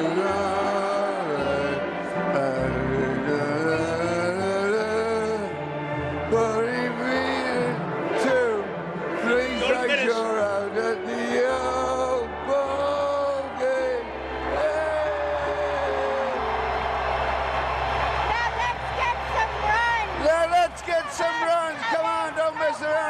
get some runs, guys. So let me just say right now, Beautiful, man. when So good. Jessica was setting up the clip, I'd never heard it before. Really? I wanted to be funny. I said, "Oh, did it sound so like?" And I was like, "The guy just died. I mean, don't make that joke." And it literally was exactly what was in my head. It's so good. It's so good. I was bummed about Ozzy yesterday and this morning. I honestly, I spent the whole car ride in today listening to Ozzy and Black Sabbath. Like, I was into it. I was getting goosebumps listening to it because he performed this Back to the Beginning concert, which was like 2 weeks ago at Wembley Stadium in London, where all the heavy metal groups, they were there and paying tribute. And Ozzy and Black Sabbath, it was like a reunion, one final show, Back to the Beginning. And you were able to see, like, he summed it up one final time. He was emotional during some of the songs. People in the crowd are crying. And he even said that leading up to the show, to make sure that he could perform in the current state, like, he had Parkinson's, okay? So he was suffering for a bit. And he couldn't stand during the show. They brought him out on a throne. He performed on a throne. He couldn't stand. And he said leading up to the show, he wasn't taking his medication anymore because he needed to make sure that he could focus and do it one final time. Like, he was saying goodbye to all of us. It's so cool. I was showing my wife that last night. Can we name a celebrity that went out better than Ozzy? It really, it's like that is like, it I was don't want to really say beautiful. it's cool, but No, like no, it it is. was. It was it's something so beautiful about awesome that he got to do that. He was saying goodbye to us. Oh, be clear on this. That's one of the most moving things I've ever seen or heard. I've told you guys before that seeing Led Zeppelin play at the Kennedy Center when Hart and a chorus is singing behind them, seeing them, their music played for them, back to them, is among the best television or moving music I've ever seen. Zaslow said a piece of this, okay? The piece of it that Zaslow's hitting on is those bands showed up for 15 minutes, all of them, to do their very best because they knew that guy was dying and they knew what he was. And Osbourne's reality show, that's one of the most amazing entertainment things of my lifetime. I saw a guy who the church thought was a Satanist who was leading all children to hell become a sitcom dad. He became a TV dad. That person, the story I know about Ozzy that is the best story isn't him biting the head off a live bat on stage. It's that other bands addicted to heroin marveled that he would snort the line of ants on the way to the popsicle stick on the floor because this dude, it's a miracle he made it to 76, and the music that was played was said to, they know he should have been gone 25 years ago. Like, that dude was an insane person. To see him go sitcom dad to then goodbye, I had a lot of fun, and everyone's like crying in the crowd because they know exactly what that means. Very few people get to go out like that. Take me And then the Cubs lost, even though Zambrano was pitching, Dan. It was a huge bummer. Wow, this really Soda body. burnt that memory into your brain, your 7-year-old brain. Zambrano, great. The Cubs fans also, by the way, like, let them get away with it because, like, they will boo the crap out of anyone that does that. And Ozzy's like, this was awesome. Like, Alex Cooper was there a couple weeks ago. They hated Alex Cooper singing "Take Me Out to the Ball Game," but they love this. Alex Cooper? Alex the Cooper? podcast host. Oh, I thought we were like doing the rock and roll guys. It's like, oh, Alice Cooper was there. Wow. Billy, we can't play the video, but as soon as he starts singing, they cut to the bleacher seats and there's just a guy without a shirt on, and he just starts laughing, and then you hear the laugh from the crowd at the Cubs game. And so actually my dad, someone invited my dad and like all of us to sit in a club or like a box seat for that game. So we were like right next to the TV booth, and that was like a big deal because, you know, I never sat in a box before, and they have a dessert cart. But the thing that I remember most was like we all went out into the hallway to see Ozzy and Sharon Osbourne walk out from like the TV booth right after it happened. And that was like the first time I'd ever seen a celebrity in person. I was like, this is the coolest day of my life. And then I actually, like a few years later in Chicago, saw Black Sabbath at Lollapalooza, I think. So I don't know. That was always my Ozzy Osbourne connection. You could look at me, Lucy, for that too. Hold on, you said a few years later? Yeah, like probably. She went I at don't know, 9 to Lollapalooza. 10 years later. Okay, all right. I was like, you were like 10 at Go to see Sabbath, 10 years old. So, anyways, bummed to hear that he passed away. He was like one of the first sitcom family dads. That's amazing. You know, in my household. To be that as an age, MTV and like baby. that's how you get turned on to who Ozzy Osbourne is. America feared him. The church was saying that he was the most evil person in entertainment. What was he like? Because like you guys say that, but when I was, turned on to him, he was a sitcom dad, and he was kind of like this guy. Like obviously it's because of the years of drug use, but he just seemed like this guy that was just like bumbling around a lot of the time. And I was like, how is this person the most feared person in America? And they think that this guy is going to like recruit me to a cult, because if that Ozzy Osbourne showed up at my door and was like, hey, you want to worship Satan? I'd be like, nah, I think I'm good, but thank you. Like, you want to come in and like. I mean, it's because when you think of heavy metal, through the 70s and then the 80s, he was the guy. Like, he was the very, very top of the food chain when it comes to heavy metal stars. He was just a titan. And for that guy to be the sweet man we saw bumbling around his home, where by the way, he's not in charge. The kids and the wife run the show, and they tell him what to do. It was really endearing, and he was like the sweetest man.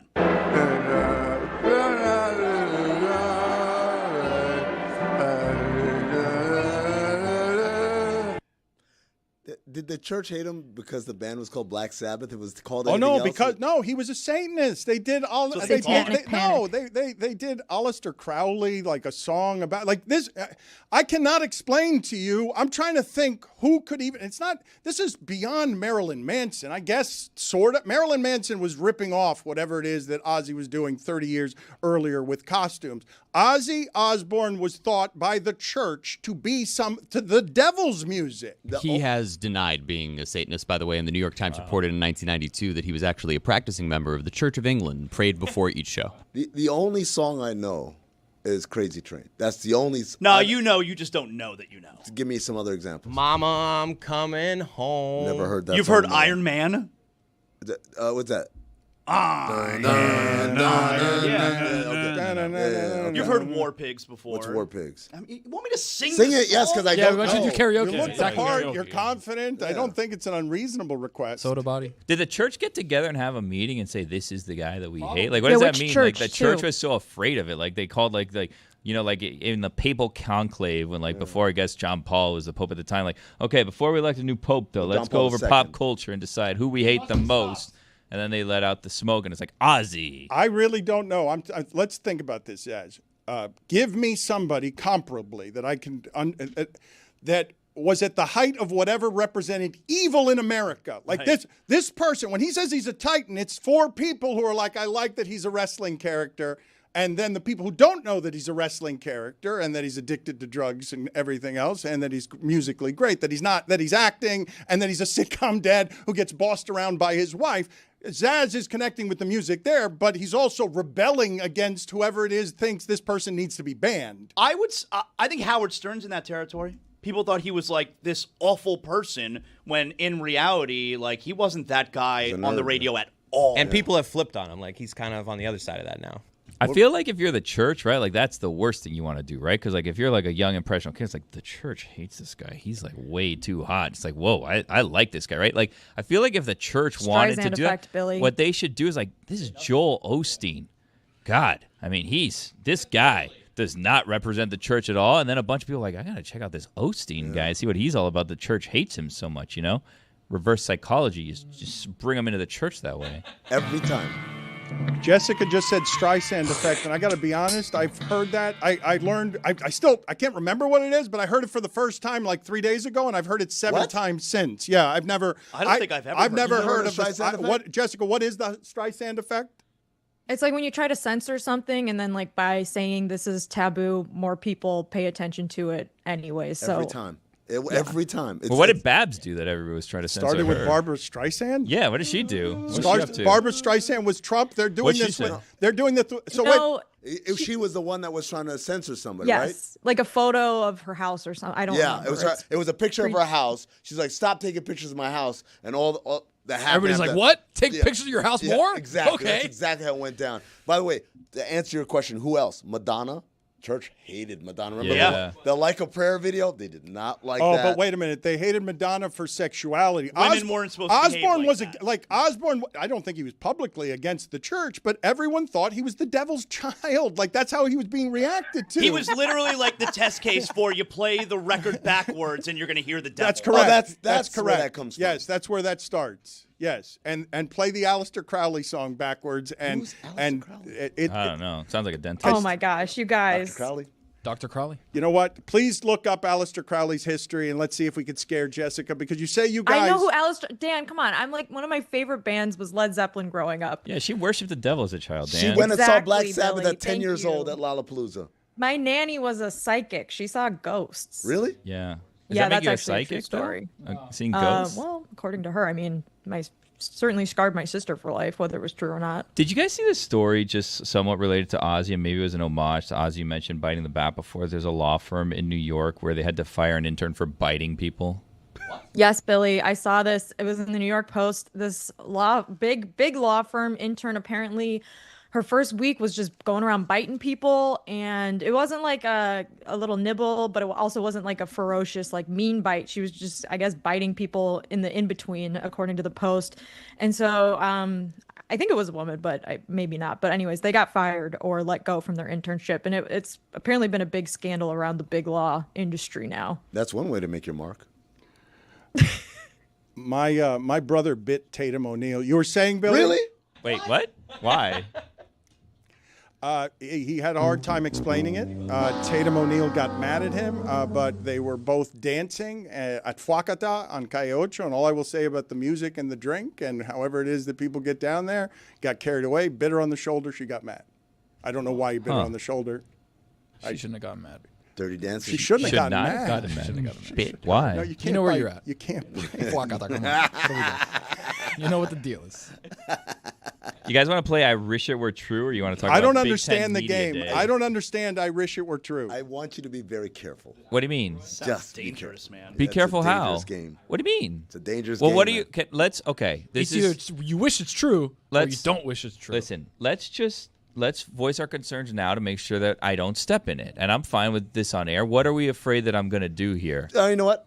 Full speed ahead. There's No. nothing wrong. He's no, my no, executive. no, You're no. good. Give You're us a good. leash here. Let's No, see. you're I good. want to make sure. It's 'cause worse Jess to is here. explain what Amin is thinking than to do what you're doing. Well, so if I just haven't continue. thought about it, then I feel like it can't be coming from a bad place. There you go. That's right. correct. Or I Don't do haven't that. been paying enough attention. I don't know what you guys are doing. We're gonna play. a I'm game. picking up what it means putting down. I think that let me just awkwardly segue into promoting my new podcast. It's called The Echoes, at The Echoes ND Pod, me and Michael Lick Jr., Notre Dame podcast, every week on Tuesdays. Please tune in. Today was our first episode, although today is Wednesday. In the future, it'll be out on Tuesdays. Did you guys talk about Rudy? No, we didn't talk about Rudy, but I mean, thank you for your input. We can talk about Rudy on our next episode. So did you guys know this? This is part of the exhaustive Basketball Illuminati / Pablo Torre Finds Out episode we did on Malik Beasley. Do you guys know that Malik Beasley's like a family is all actors, and his grandfather played one of the coaches in Rudy. Like, I think he was the linebacker coach. Or whatever. Yes, I heard that on the episode. That's Malik Beasley's grandfather. John Beasley. Yep. And John Beasley, Big John Beasley. He was in Rudy's corner. Yeah, he was. He was one of the guys who was like, Coach, we need to play the kid. Yeah. Both of his parents were actors too. Both Learned of that his on the parents. show as well. Yep. So his father, Michael Beasley, not that Michael Beasley, was on. He's been in Two Guns. He's been in a bunch of movies. But I always remember him as the guy in Eastbound and Down when they're on the show with him and Kenny Powers doing a TV show. He's the former NFL player. Dude, there. John Beasley's not one of the coaches. He's like the guy in the stadium that like gives the guy like he's like the groundskeeper janitor. No, that's Little Big League. That's Little Big League. That's Little Big League. Everybody relax. It's okay. Get him out. What he's remembering is in Little Big League when they need to walk into the field. You're going to figure this out. It's fine. He's a coach in Charles Rudy. S. Dutton is the groundskeeper in Rudy. It's okay. Wrong movie. He's remembering Little Big League, which he was crucial in that moment because if you guys remember in Little Big League, they run a trick play where they go to pick off Ken Griffey Jr. down over at first base, and he does a little hat tip, and he says like, "I got you." And so when they throw the ball over to first, they don't actually throw the ball; they hold on to it. It's a hidden ball trick. And then It was Little Big He's League. the guy standing down the first base line, and he's like, "Oh my God, where'd the ball go? I got to pick up my chair. The ball's clearly coming this direction. I don't want to get in the way." So Ken Griffey Jr. he runs from first to third, but he's kind of jogging. He's jogging. right. He's looking back, It's and he's the giving a same smirk guy. like, "I'm the the freaking best. I'm the best guy who's ever lived. But little did they know, Bowers on the mound, the relief pitcher, throws it over to third base, tag him out. Ball game. The real point I wanted to make, this is like a well-known actor. Yes, I've seen this guy in a bunch of shit. All of his whole family are not like bit actors. These are people who have been in stuff. Also, I don't know if there's a SUI category for best save, but goddamn, Jeremy Taché just saved your ass. Yours too.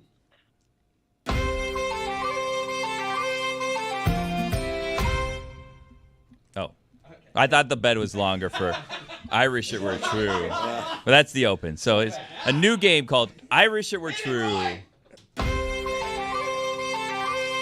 Jessica, can I hear some of the other names you guys were thinking of? Because Echoes is great with you and Mike Golick for all things Notre Dame. What were some of the other name choices you guys were going over?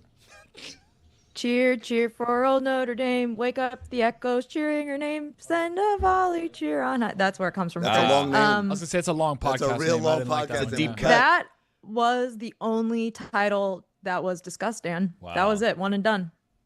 That's not good. That's not a good brainstorming process. I'm just saying it.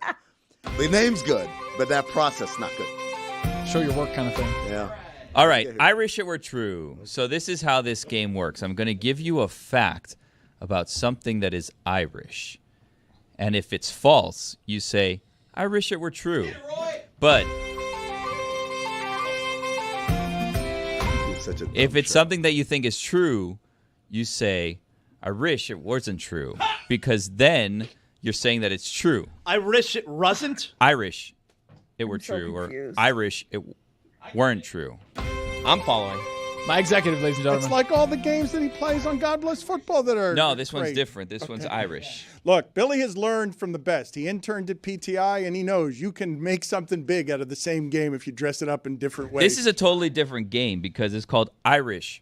It were true because Right. it's Irish. And then these are facts related to Ireland. And if it's false, you say, Irish, it were true because it's false. So you wish it was Oh, true. I see. Okay, And if I'm it's, following. If it's false, then you say, I wish it were true. I'm just Get going to it? say wish, though. Okay. Irish, because it's brought to you by The Echoes, your podcast. Irish. It's not wish, it's Irish. It's one word, Irish, like Ireland. Okay, here's the first one. Colin Farrell quit smoking on his 34th birthday, May 31st, 2010. He mentioned that he smoked an entire pack of cigarettes that day, paying close attention to every puff he took, and even wrote a goodbye letter to cigarettes. Wow. He stubbed out his last cigarette at 11:55 p.m. that night and has been smoke-free ever since. This is a good game. Guys? I wish it weren't Nope, true. that's not the game. Irish. That's not the Irish. game. You're not playing mean, it right. You play. I mean, why don't you answer? I'm not. I don't have a podcast called The Echoes. Oh, Dan? Well, I am confused by the rules of the game, but I guess I would have to say because I'm confused by the rules of the game, I want that to be true, but I wish it weren't true. So you think it is true? Yes. I do think it's That's true, what but I he's don't saying. know how to say that I Yeah, think that it's it's true. It's true. I wish it weren't true because it is true. Yes. All right. Here we go. On to the next one. Thank you, Roy. You're welcome. Liam Neeson once turned down playing James Bond in GoldenEye because he didn't want to be in an action film. That's good music, man. This is great music. It's funny music. Oh man, I'm nostalgic for my trip to Ireland 2 years ago now. Irish. I feel like I'm at the bottom of the I- Titanic dancing. At Dan's wedding. Hit it, Roy. That was us at Dan's wedding. Everyone else, Sarah Spain and Dan Patrick. It was basically that, and then like, Dan Patrick, look what I can do. I juggled for him. Yeah, it was so embarrassing. he did juggle. Hit him in Dan the balls with Patrick. a- Yeah, with an I did. orange, by the way. Yeah, he I like did. lost one of them and threw it like right at him. Yeah, hit him I in think the- we have that yeah, video it somewhere. did. I'll try to I find can, I it. can answer this question. I know the answer, and the answer is Irish. It weren't true because it is true.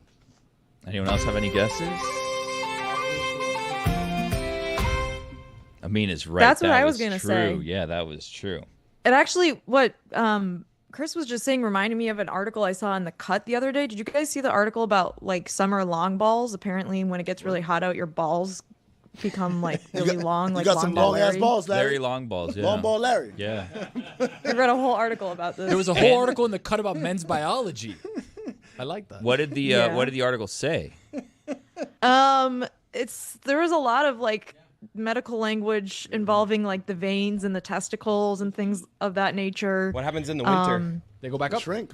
Yeah, they go back up when they're cold, I guess. Yep. As Try an to go owner far of- away from the balls and then try to go back up when it's cold. The reason why the Yeah. balls hang is because of the heat generated. So, like, this is an evolution thing. They hang to allow the proper heat dissipation. Thank you. For the visual. As an owner of testes, I can say I wish it weren't true. Hit the music. All right. Dissipation, I don't want to. Here's the next one. Irish Springs. Are you looking for a natural fly repellent? Look no further than a bar of Irish Springs, as it acts as a natural fly repellent.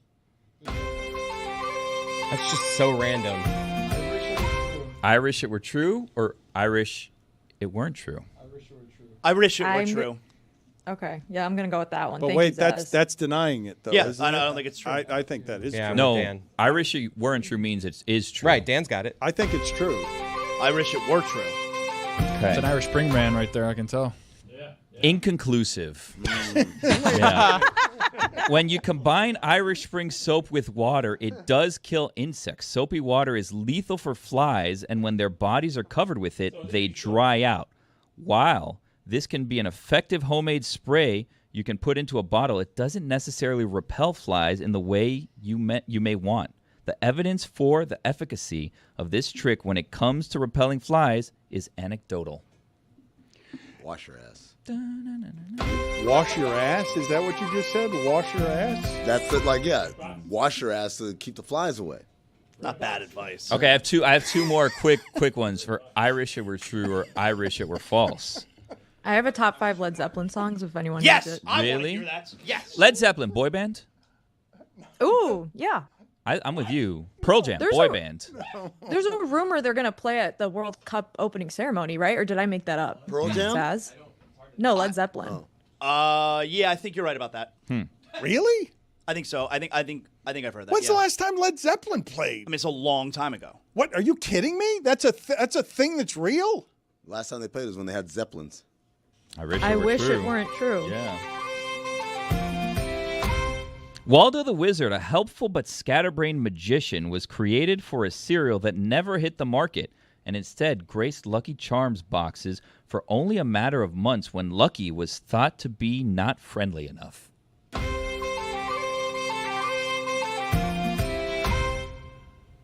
That has to be true.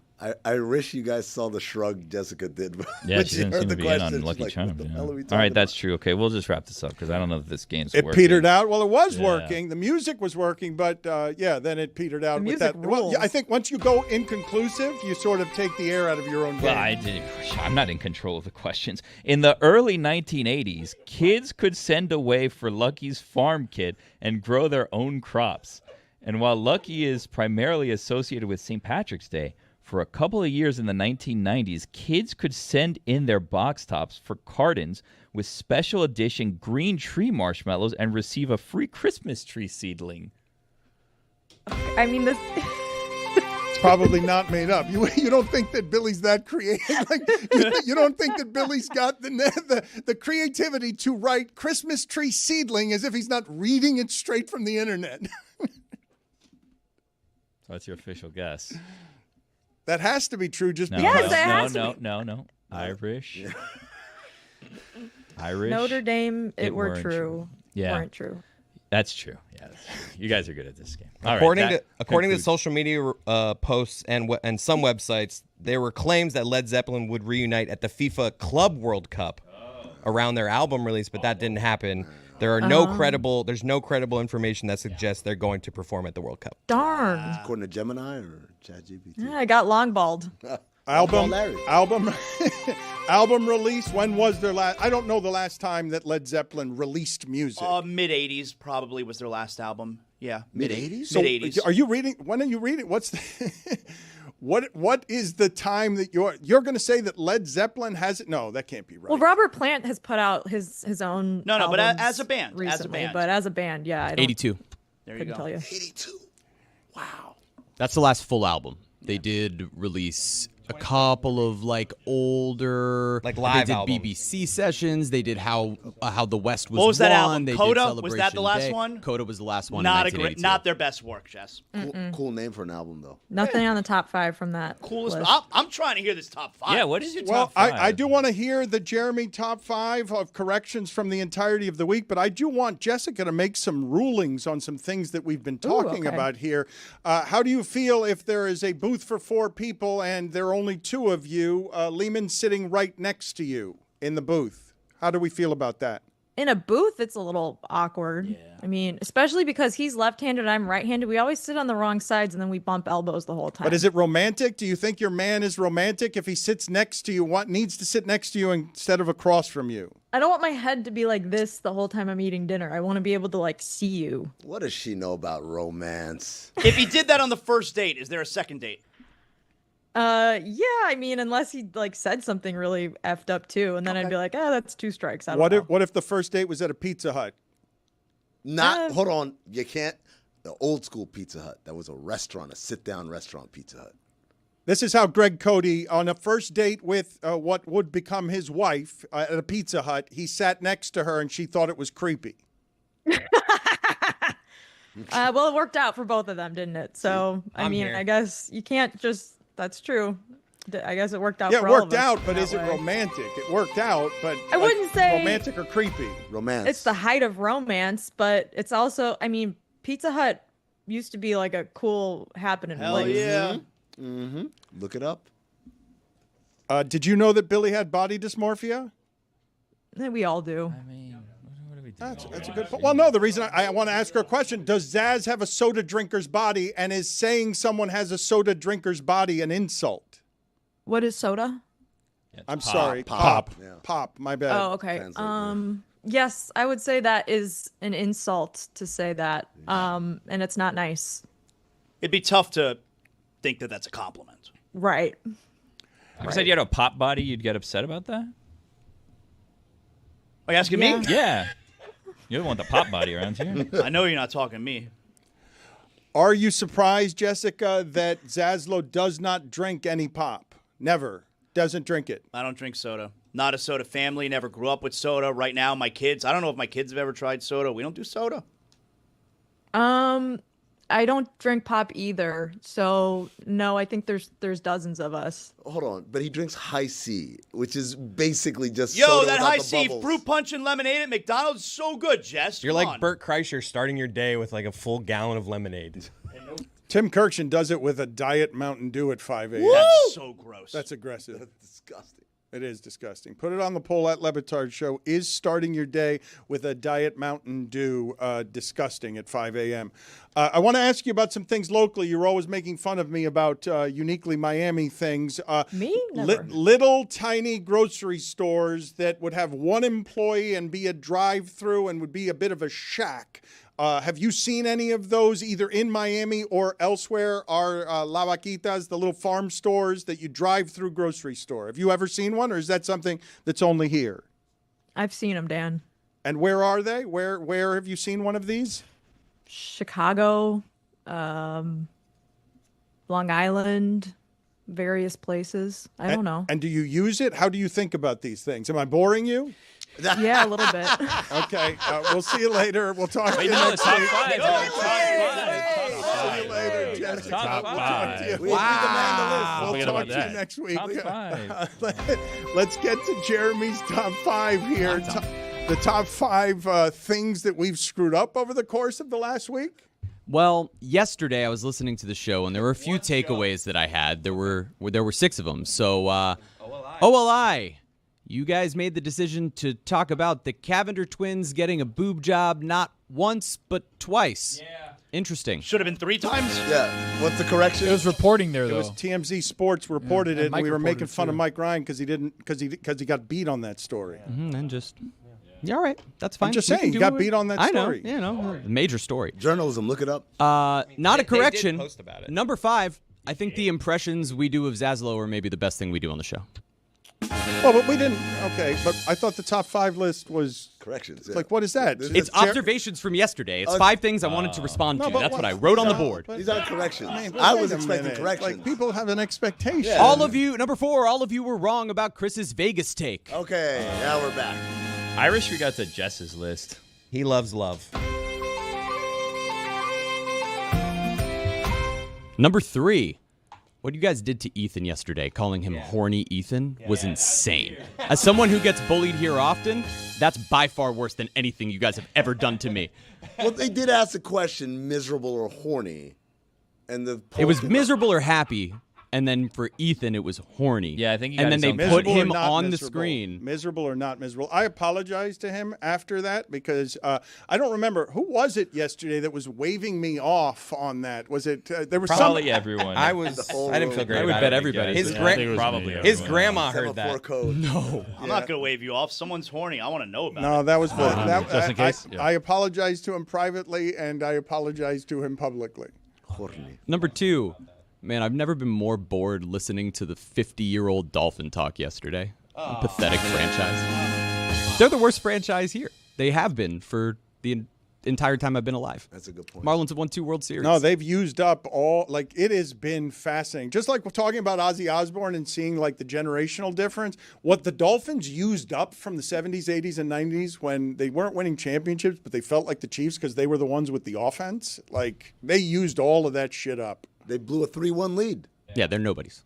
I mean, they they'll have get- been my whole life. They'll get that back immediately as soon as they win a playoff game. Maybe, if they ever do. I was telling you about well, we don't have time for it, but my small life includes my father sending me to school with all of the Dolphin autographs for the entire team, and all of them were exactly the same, written by him. They were all fake. Number 1, the conversation about putting New Kids on the Block in the same category as Backstreet Boys and NSYNC.